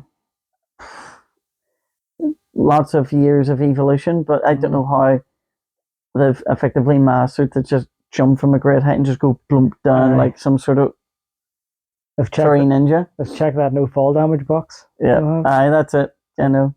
They've min-maxed athletics. Yeah, and they've got the cheat codes on. They've got 9 lives as well. That's it. But yeah, apparently one of them comes back with all sorts of dead animals, as they do. Going, look, another victory. Look what I got. I remember, again, useless information for you, but apparently whenever they are like killing things and bringing it to you, it's the fact that they see you as their young. So that's them basically feeding their kittens. I've heard that they actually, that there's animal behavioralists believe that they're effectively showing you how to hunt. Yeah. People used to think they're bringing you gifts, but it is effectively like, It's like this is how we do it. I killed a bird. Where's the birds? Why are you not killing things? Where's the mouse that you killed, huh? Are you not pulling your weight? I never knew that apparently in Australia. Now I don't know if this is a blanket thing that it's illegal. Like cats aren't allowed out because they're fuckers. I think it is true. Like, I work with an Australian fella. I'm pretty sure he said the same. They aren't allowed out of the house because they will just kill everything. Yeah, and that's in Australia. I know, where everything is trying to kill you. I know. I mean, while cats are killing them, I know. See, I heard as well. I don't know if it's still a problem, but I remember it might have been like I can't remember. It was a wildlife show, but it was one of those ones. You ever notice the difference of the editing between like an American wildlife show and say like BBC, David Attenborough, where it's all quite calm and serene. It's very just studying and watching how the world is made. And the great berry swallow normally migrates to Africa twice a year. And it's a big bastard. Whereas American, they have like a narrator that like has to add a bit of pizzazz. Like a UFC fight happening. Yeah. The gold-skinned mega cobra weighing in at almost 40 tons. And they've always got like this dramatic music in the background. Dun, dun, dun, dun. Like a police chase happening. Yeah. In the background. But there was a segment I was watching on this thing, and I think it was an American one because it had that, real urgent music in the background. But apparently there's a toad in Australia. Was it like a black toad? And it's poisonous. It's poisonous to touch.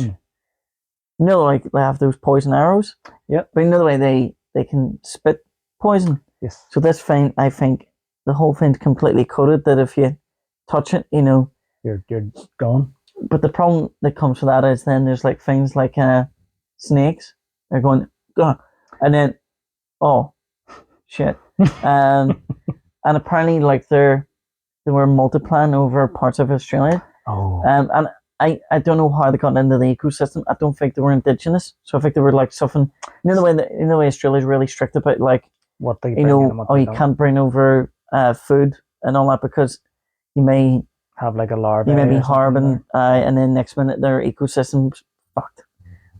So that was the equivalent to that. I think that's fine. I think it was the equivalent of the way we have the grey squirrels. Yeah, basically it's been brought over as a pet.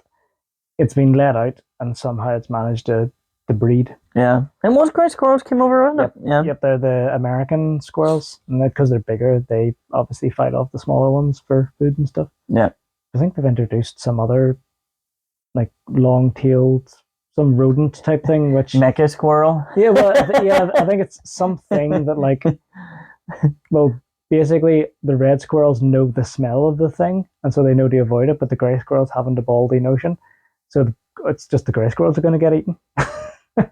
Interesting. So there you go. Just the way nature works. It's funny. Like I've seen clips of cats trying to chase squirrels. Not a hope. It's like squirrel is the equivalent of like someone give someone a shot of adrenaline, Red Bull, coffee, and cocaine in a combination. They're just like ADHD in animal form. Yeah, like it's just just so twitchy, furry blur. Yeah, basically. And meanwhile, a cat's like, they're just like, and like, how can they move that quick? And the cats are not slow by any stretch. Like, that just shows you. But have you seen Snoop Dogg doing the voiceover for like Animal Planet type of stuff? I've seen a few clips. Yeah, it's good. Really funny. Yeah, brilliant. I don't know. I think Snoop Dogg's like a complete like mystery to me. And he's just in a good way. He's a mysterious dude, but I think it's also just because he's just because he's so laid back. I think, but also he's just done so much. Did I hear a story that the British government at one point were trying to ban Snoop Dogg from coming into the UK because he was in possession of firearms, and there was something about the Queen votes for him or something? I saw this on TikTok. Actually, I might have been. Don't know if I was the one who said it, but it was because he is known for smoking weed. The government wanted to ban him coming over here, but it was the Queen said, oh no, it might have been firearms. I can't remember, but it was basically he was under investigation or charged in the US for something, and they wanted to ban him from coming over. And the Queen said, no, he's coming over. He hasn't done anything wrong over here, so there's no reason for us to be banning him. And so it's funny just that it's a funny idea, just the fact that the Queen just like, nope, Snoop Dogg, come on in, come on in, big lad. Yeah. One like some gin and juice. Just this haze of smoke through the palace. You see the carriage bouncing up and down. Oh, I would love to see that. Corgis just like, ah. Got empires across the world. Stu. I'm not gonna sit, and I don't, and that's a Dr. Dre song anyway. But Snoop was on that song, so it worked for me. Yep. And I've said before, I always wanted to know, was Snoop ever part of Spelling Bees? Because it's hard to find a Snoop song that he doesn't spell. It's true. No, yeah. I think that is. It's almost kind of like a signature. Yeah, I don't think like he's quicker to spell dog than saying Snoop Dogg. Yeah, he's D-O-G. Yeah. I don't know. I do think that he'd be an interesting person to talk to. Yeah. He's had a dodgy. I think he's had a dodgy past, but then again, I mean, it's like the whole thing that hearing the stories about that you get people that came from like dodgy areas or ghettos and wants to realize that there is a better life outside of it, that don't want anything to do with it. But at the end of the day, if you have no other option, you have to choose. You have to choose the only option you've got at the end of the day. Yeah. Like, and I can't judge someone who's in that situation. Like, I think at the end of the day, I think 3 times in a row I've said that.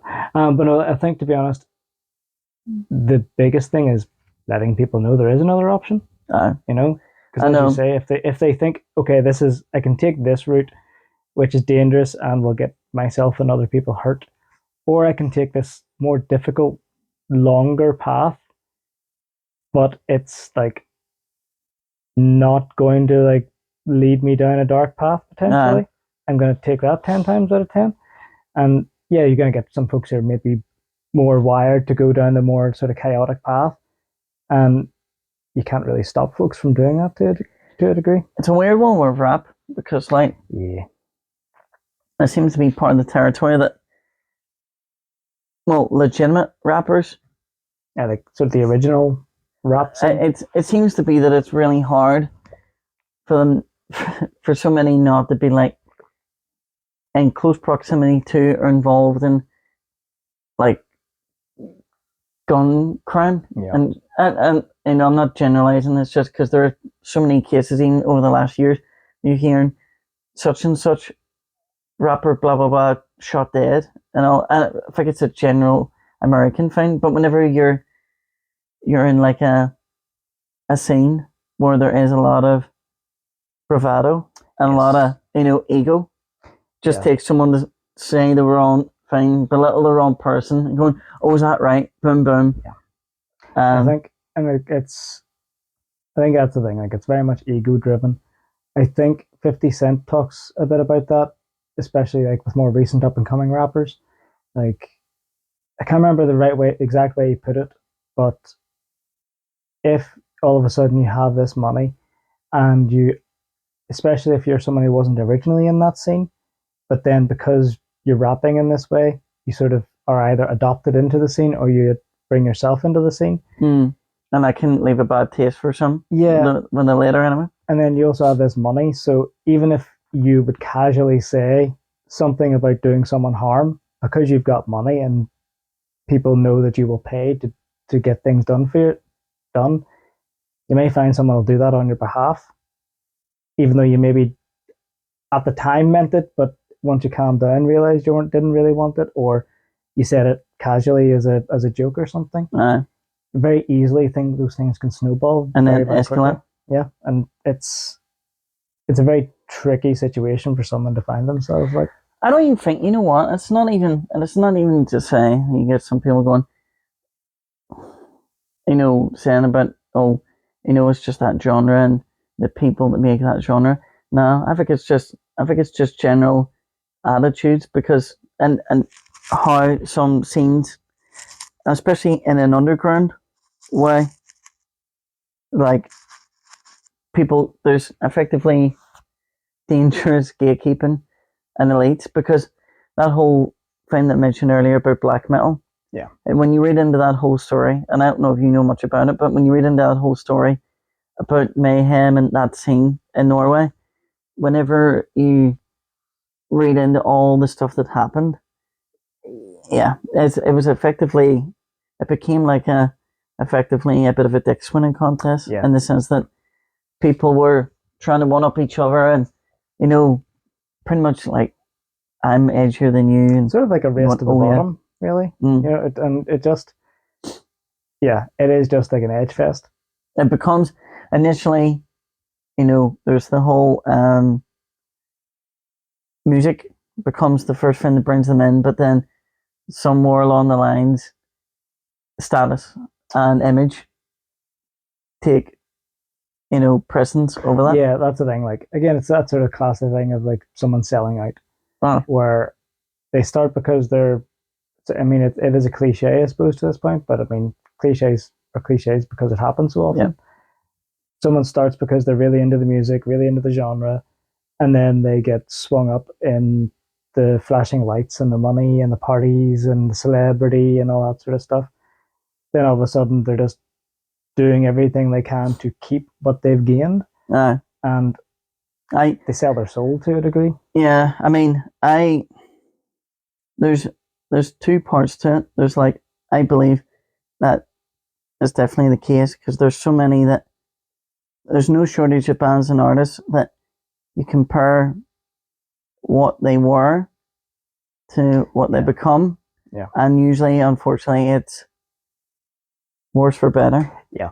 It's sort of they're a shell of their former selves. Like one example that a lot of people will bring up, that can think, see, you can't really apply it so much for pop, because it's just a case of, with pop artists, like, you know, Taylor Swift fans are devoted, because, you know, like, no harm, for the most part. I feel like if Taylor Swift was to release a song farting into a microphone, the Swifties would love it.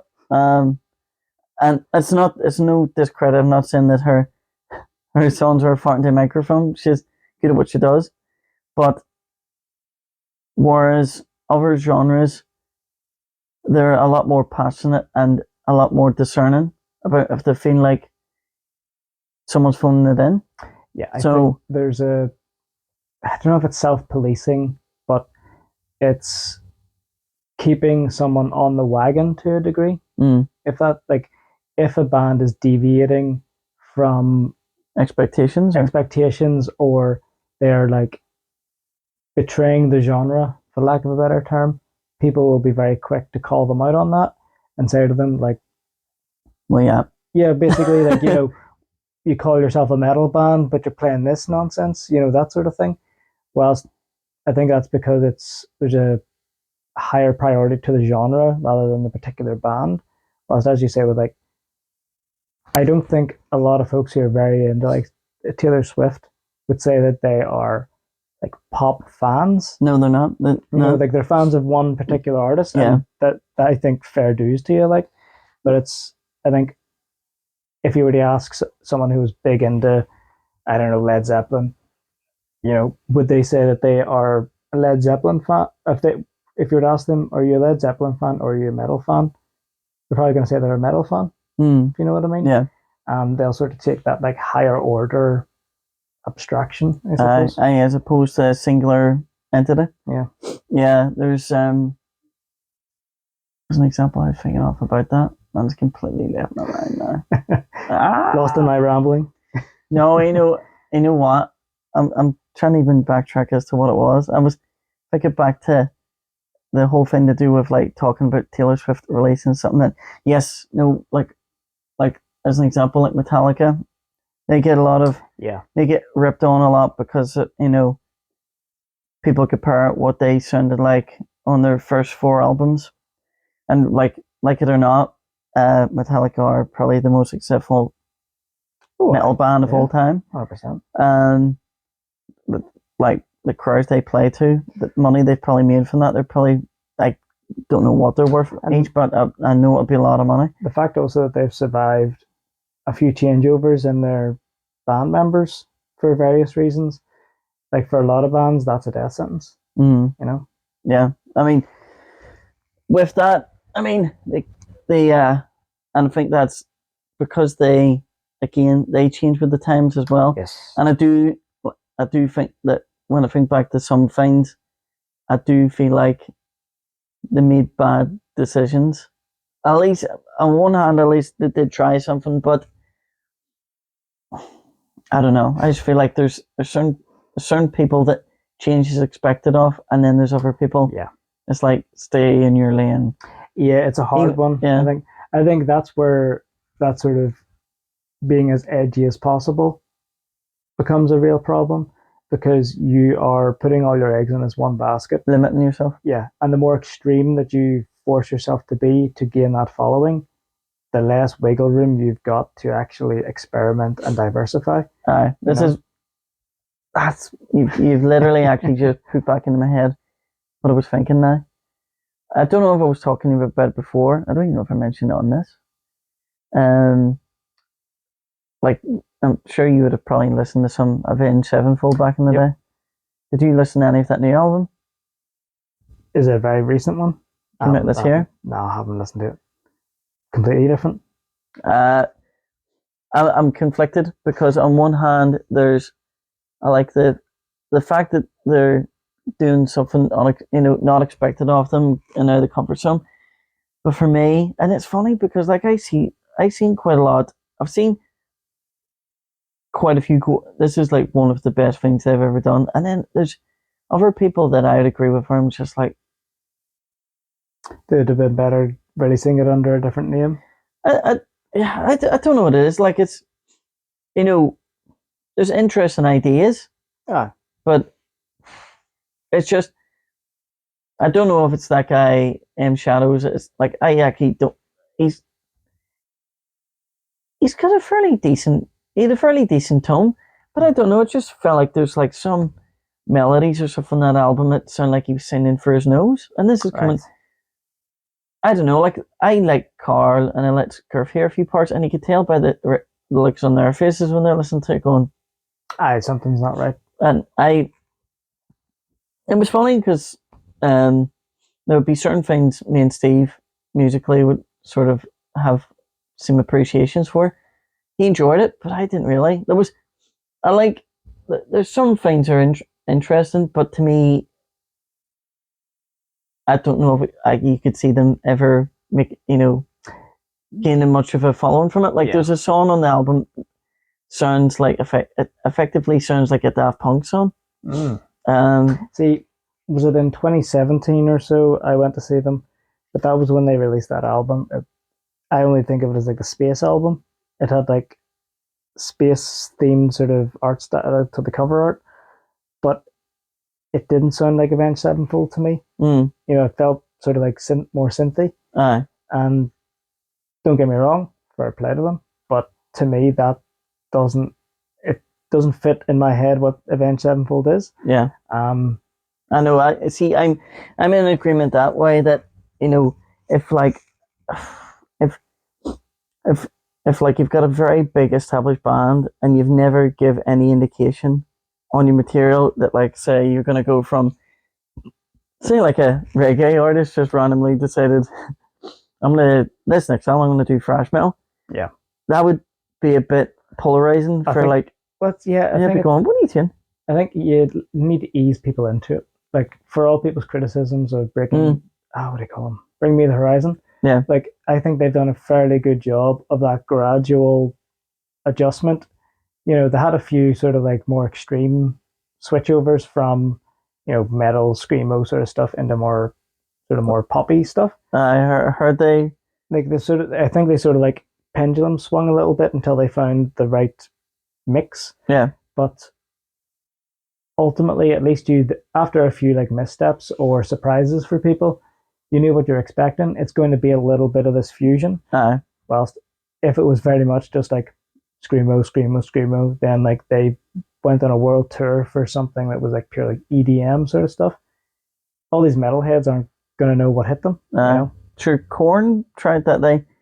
They went for a, what did he call the thing where it was like Skrillex did, and it was effectively like drum and bass, but it was half. Oh, it was like half speed drum and bass. Metal step was it called? Was that the genre? It's something else. Remember, it was like it came out of nowhere, and it was like a buzzword you heard being used for about, I would say, maybe about 10 or 12 years ago. Well, there's dubstep. It was dubstep. And then I think metal, and then you had a crossover, which was like metal step, which was like... that's what it'll be then. But they did that, and I said, I don't know how well it fared, but it's the thing with, I would say, anyone familiar with Avenged Sevenfold that hasn't heard it, and to you, just listen to it and see if you feel like it flows and it meshes. Now, I feel like they were trying to do something progressive, but because it's at times like weird elements thrown together and weird a weird flow, to me it's more like avant-garde. Right. And avant-garde can be one of those things where it's effectively very hit and miss. Like I'll give an example. Like John Frusciante of Red Hot Chili Peppers, yes, the guitarist. Like he's obviously not the original guitarist. The original guitarist, he died of a heroin overdose, which doesn't surprise me because whenever you think of Red Hot Chili Peppers and you think of heroin for some reason, whenever you know the backstory. But your guy John Frusciante, he was encouraged to do his own solo stuff. I think I think we were in the car at one point and you played it in the car. Oh, did I play it? I think so. Now, apparently his later stuff's very good. I heard one or two songs years later when he's clean. And to me, it's funny because, don't take my word for it, kids, but I feel like there are artists that, as bad as it sounds, it feels like when you hear, oh, well, when we were in the studio, we were on cocaine and acid and magic mushrooms the whole time. There's times you do tend to find that some of those bands for those periods made way more interesting music. But from what I've heard, John Frusciante was better off getting rid of the drugs because that album, I'm actually gonna I'm gonna quote the album name because I feel like it needs to be a warning. Like I'll maybe in the editing I'll put up the like the name of it. Maybe pause and play a little, like 15 seconds of it. I don't know if I'll put you through that, but it is called. It's not good. Let's see. And the album is called Neandra Lades and Usually Just a T-shirt. And I feel, sort of touching back on what we talked about before, where back in the day, it's too easy to put an album out for some, like that should have been him experimenting before he put out an album. Well, to find his voice, if you know what I mean. Like, because it's a miracle that he was able to keep going and again thank God he has gotten himself clean, but also even just to continue doing the solo projects and to get better at doing them. Well, I don't know, like to me, like personally speaking, I just feel like if whether or not whenever he got hardcore into heroin, whether or not it was because of the fact that he had issues and that was his comfort blanket, so to speak. Maybe not the best of. I don't think I've ever heard anyone referring to heroin, your comfort blanket, Right, you know, coping mechanism. that nice dirty drug. But yeah, I like whether or not it was just a case of being the lifestyle of a band.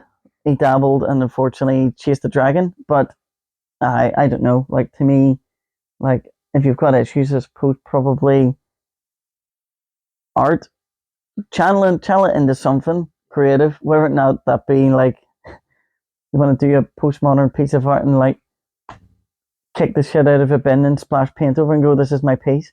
But I don't know. I just feel like if, and yeah, I don't know. I feel like typically speaking, if you probably have your stuff going on, you may as well channel it into something.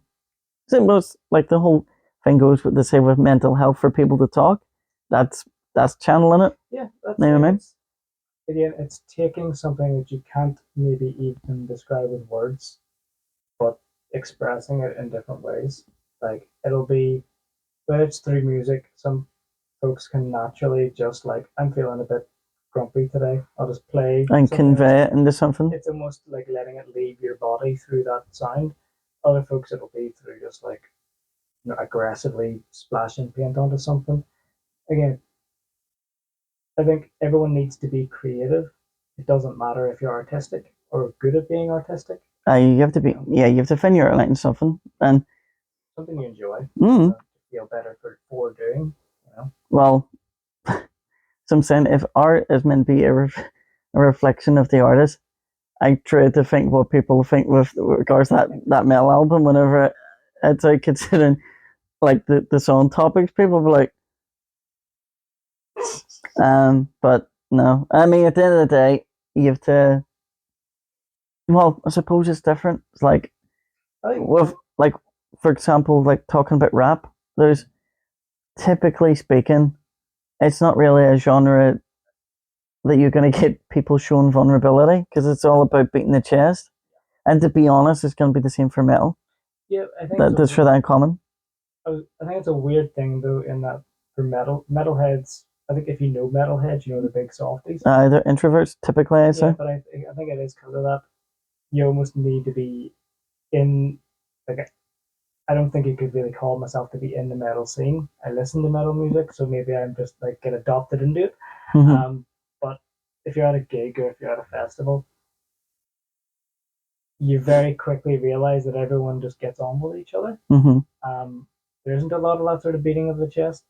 No. I think it's probably is because, as you say, folks are naturally quite introverted or, aren't comfortable being themselves in sort of everyday life. Whereas they know they're in an environment, they'd be like, people shouldn't judge me. My people. Yeah, I know. I finally found my people. I was like, let me play the song with my people. And ironically, the majority of them look like a young Moses. But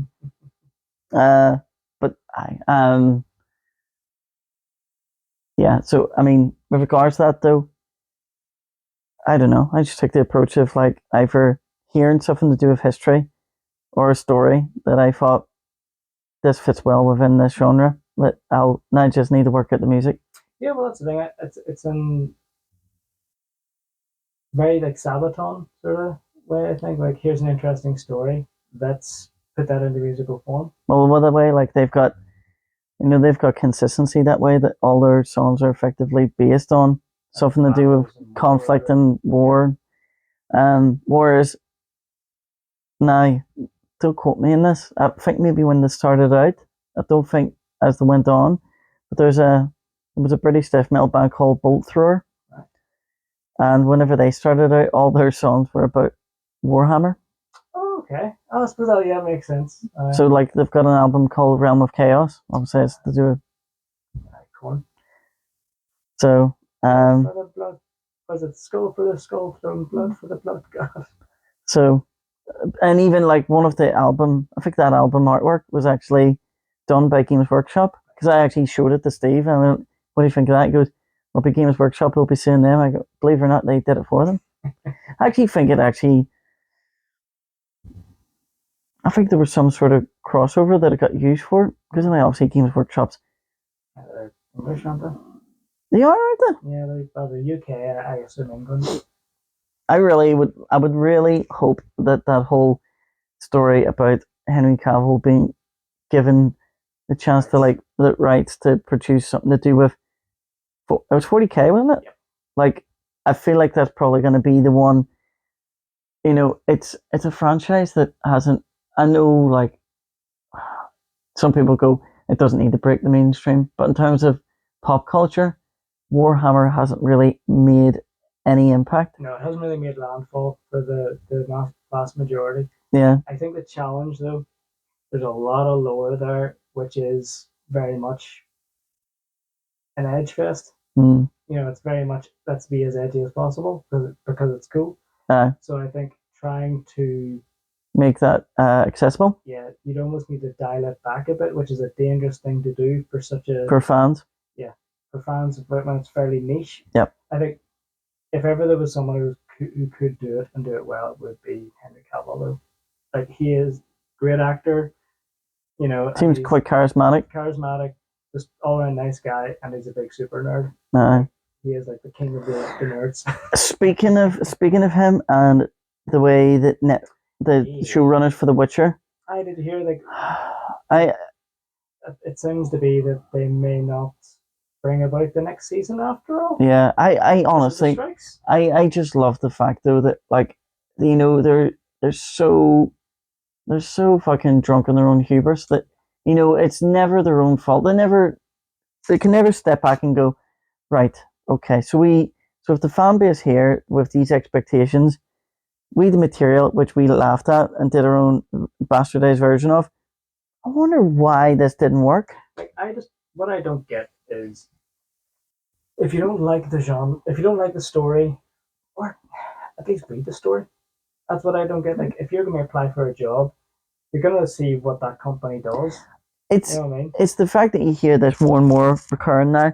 Like even with stories of Disney, where they're like hiring like writing teams for like spin-off shows of Star Wars and going, we intentionally hired people that have never seen a Star Wars film before. Yeah. Going, why? Like I think it would be interesting to do that as an experiment, where you have them writing it with a like sort of lower expert, so that you can maybe steer in a certain direction. You could have it where you have someone who basically lived on a desert island planet or something like that and was dropped right into the middle of everything, all the lore in Star Wars. So it would be an interesting thing to have someone who's completely blind to the lore, so they have that a fresh take. Yeah, they actually have that perspective, so they can be in the mind of that character. You know what I think would be important to that though? Getting a writer that has not had an exposure to it, not because there's because they just they've never ever actually sat down and had the opportunity, rather than someone who has like, you know, like a preconceived bias towards it, that they're like, you know, you get those people that, and we all know one, they'll go, I don't like it, and you go, why have you watched it? No. You know, where they've just because of the level of love it gets, that they have a negative bias towards it. It's too mainstream. Aye. It's too popular. And I get the vibe with some writers that probably some like material in some universes are beneath them. And it seems like, from what I've heard of reports that came out about the showrunners for The Witcher, they felt that they were too good. And you hear it so often now where you'll go, oh, that there's like, you know, writers adapting something for screen going, well, thought this was problematic or some shit like that, and going, well, you know, it's existed for a long time and it had never had any issues of this brought up before. Now, there's certain things I know will never get faithfully adapted. Like, I'll give an example, and I'll do the NSW version of it. But H.P. Lovecraft, he was a great horror writer, but unfortunately, his outlook on society, compared to today's standards, quite biased, shall we say? And consider like this whole thing, like pretty dicey opinions about, like, effectively thinking that it was bad for different ethnicities to be breeding together and all. You're like, It was quite anti-Semitic, if I remember yeah. correctly, as well. I think it came from what I've heard of his he had a bit of a real reclusive upbringing because it felt like from what I've heard he's effectively just in the locked up in his house with his family most of the time, and he was reading. All he did was just read books, and he read books from bygone eras with obviously archaic outlooks and outdated sayings. So he sort of indoctrinated himself. exactly. So I think to me that's maybe part of why he harbored those outlooks. But yeah, like taking for example, like he'd a story called Rats on the Wall.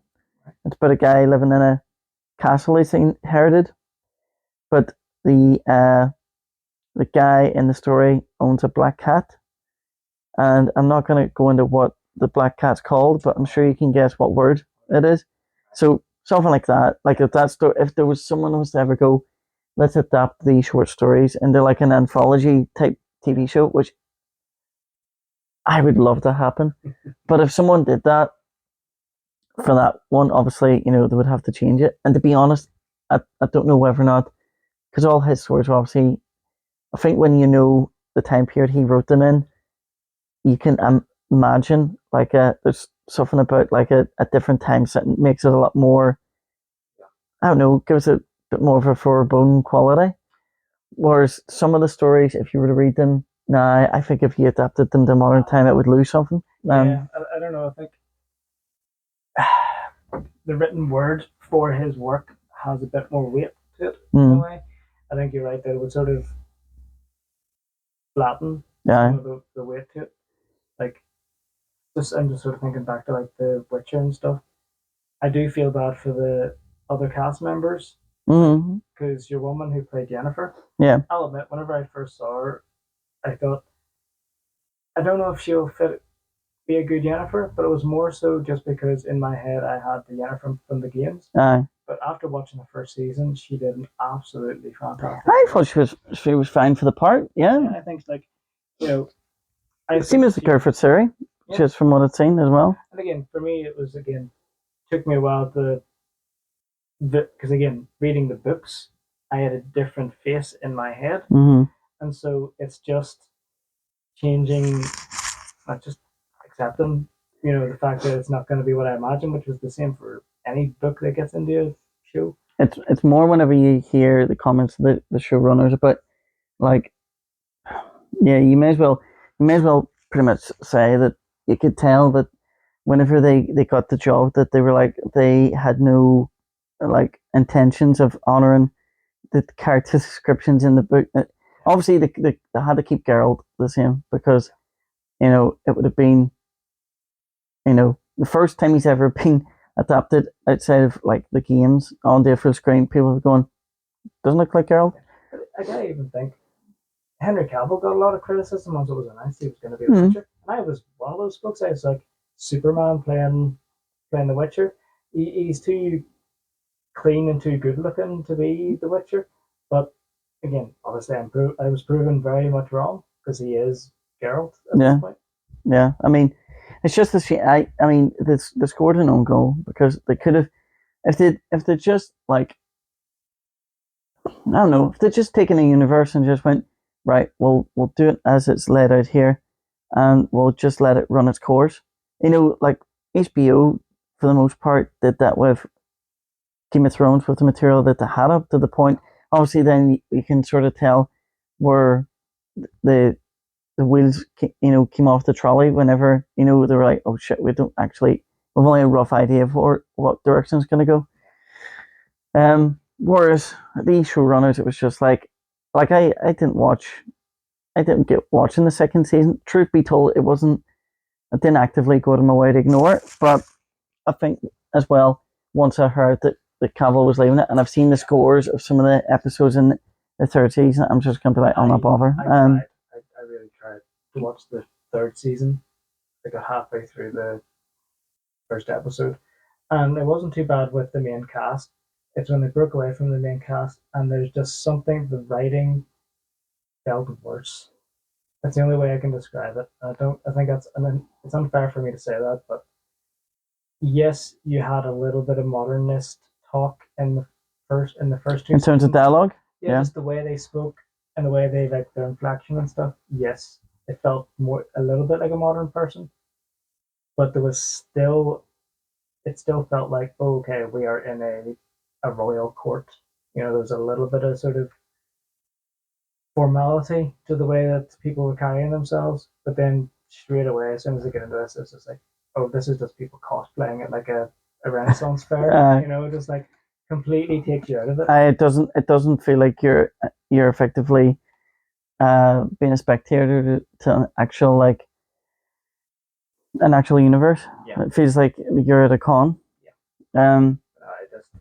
So yeah, I might try and force myself to watch it just to finish it, but no, I think if it had any sense, though, yeah, I don't think they should bring it back. They can't. It's silly of them to use the writer strike as an excuse, though. I think they just need to admit that they dropped the ball, and Cavill, to his credit, stuck to his guns, and yeah. I think he handled it excellent. So yeah, the thing is, there just seems to be a recurrent. You see it so often now. I don't think I've seen any TV shows that have bombed. TV shows or films that have bombed, where the writers have come in, held up their hands, went, yeah, you know, okay, we misfired. Yeah. The amount of times that they blame the fans, yeah, or like there was those showrunners were blaming like Americans for some reason. Going, what? Getting really specific. Like, well, I didn't get reading this statement. I would actually must get reading it because I'm really curious to see what the story in their head was to justify that. Yeah, because like I mean, if they're trying to like put it down to like you know encapsulate it as you know Americans have a short attention span, blah blah. Well, that's just bullshit because I mean, like there's shows like Bridgerton and Game of Thrones had lots of episodes where it was just dialogue and there was no bloodshed, and no boobs. But I mean, you take that into account. You know, don't get me wrong. You will, regardless of. I know there's the stereotype that Americans need to be constantly stimulated. Where's the monster trucks? But I think that's a universal thing across the world. That there's people that have a short attention span. There's like some people don't like Quentin Tarantino films because they just don't get pulled in by dialogue for whatever reason. And to me, I feel sorry for them because I don't know, like, but I don't know if that's down that people just can't stop looking at their phones. That if someone took their phone away and they were forced to watch it intently, you'd almost need I'd say you'd need a bit of a detox potentially, or just like for weeks. Yeah, so that you're not used to that dopamine kick constantly. But no, like I think it is. It's all because you don't really sit down and have a conversation a lot of the time these days. You know. Yeah, it's true. It's unfortunately it's true. We're in the age now where like I think I don't know. I don't know whether or not communication is going to become more stunted as time goes on, or what. But yeah, I think that's why it's important also to have things like this where I mean, just chatting away more than anything. As daft as it might sound, I think as well it's easy to like. I think it's easy to undervalue like talking. That's part of the that's part of the reason why I like going to the hill. It's not even just, oh yes, I'm getting to drink beer. It's you and fair enough, there may be times you come away but at the end of the night and there'll be quite a lot of like deleted scenes where it's like but there will be remnants of it. And I know for a fact the things that do get burrowed into your brain because there'll be things that the moment you bring it up, I'll be like, ah, yes, I remember it, and be able to tell you. But yeah, it's an excuse. I think it was in context of someone running like a 40-odd year D&D session, but they were saying that for them it operated as a plank to keep like school friends and friends from work or whatever together. Yeah. Nowadays you need a reason to get together so you can actually have a chat. Because let's be honest, if you're not in contact regularly, very easily things can drift apart. Yeah, 100%. That's why, but I think that's why as well. It definitely works both ways because now that you have, like, whenever I went to school, really, either you went to see someone or it got to a certain point, you text them, Yeah. like, within a certain year. Didn't have to look through the internet. So, and like, this might seem like a me ranting, like, old man, says first sky. But like, see, like, whenever games came out, and it sold down a corporate greed. Bear with me. That once upon a time, games were built with the intention to get people together. So, like, if you talk about like fond memories, anyone that was born before the 90s or say early 90s at best can probably remember the first time they played GoldenEye split screen, Halo, or like even Nintendo games. You know, like the Super Smash Bros. And Mario Kart, and Mario Party, things like that. Stuff like that. Games where you could even two-player split screen. But you look at like now, if you were to try and name me 5 what you class as party games on consoles, you can't, because that's all been replaced now because they go, well, we'll get you to play online with each other. And the reason why you get to play online with each other is because, well, now that there's this great idea with battle passes and all that, every game with battle passes is going and buying cosmetics, whereas you're playing all that stuff on a remote split screen. You don't really need it. Also, instead of only needing one console for 4 people to play split screen, Exactly. 4 people need to buy 4 consoles. Yeah. And also pay into that platform so that you can actually play online. Yeah. Like it is very much just down to making money. Yeah. Really. It's as you say, back in the day it used to be bringing people together. Now it's bringing people into their ecosystem. Yeah. Into the matrix. Yeah. Yeah, like the last time I thought of a proper like good party game would have been like the Guitar Hero and Nintendo Wii.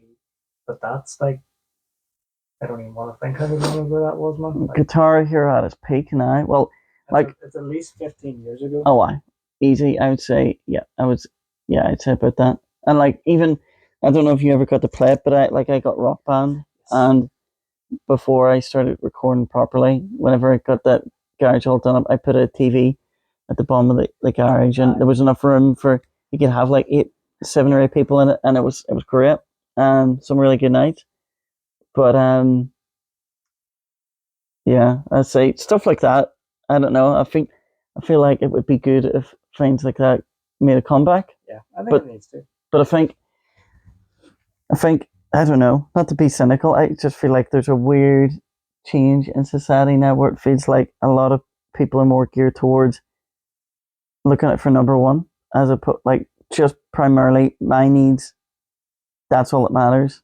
Yeah. Screw everyone else. I think it's a chicken and the egg thing, though. I think if we get people together more often, and it needs to be in a non-money environment, so it can't be in a work environment, it can't be corporate events, and it can't be in a like. There's no competition or greed can manifest. There's no ego. Mm-hmm. So there's no because a football league, I think, is a little bit too competitive to where you're just going to be like out for number one still. It needs to be where it's like a one-shot sort of thing of game night, bit of crack. The worst case scenario is it's going to be that it's an opportunity to like make fun of each other and have a few jokes. I think having that sort of thing regularly really will instill more of a community sort of aspect where what's the worst that's going to happen is you'll have a silly nickname, or you'll have a funny story to have like an in-joke with your mates, and it's just building a bit more of a community about it. Yeah. It's don't get me wrong, like you can have, and I'd be lying if I said if it didn't, had some really funny nights playing on online and with people and all that, and some really funny moments. But it's like the whole human contact thing's totally different. Yeah, I think we'll call it an episode. on that note. So yeah, folks, thanks for watching this. Hope you enjoyed the train of thoughts that we had tonight. Ramble-thon. That's it, ramble thought. But yeah, anyway, hope you enjoyed. We'll talk to you later. All the best. Live long and prosper.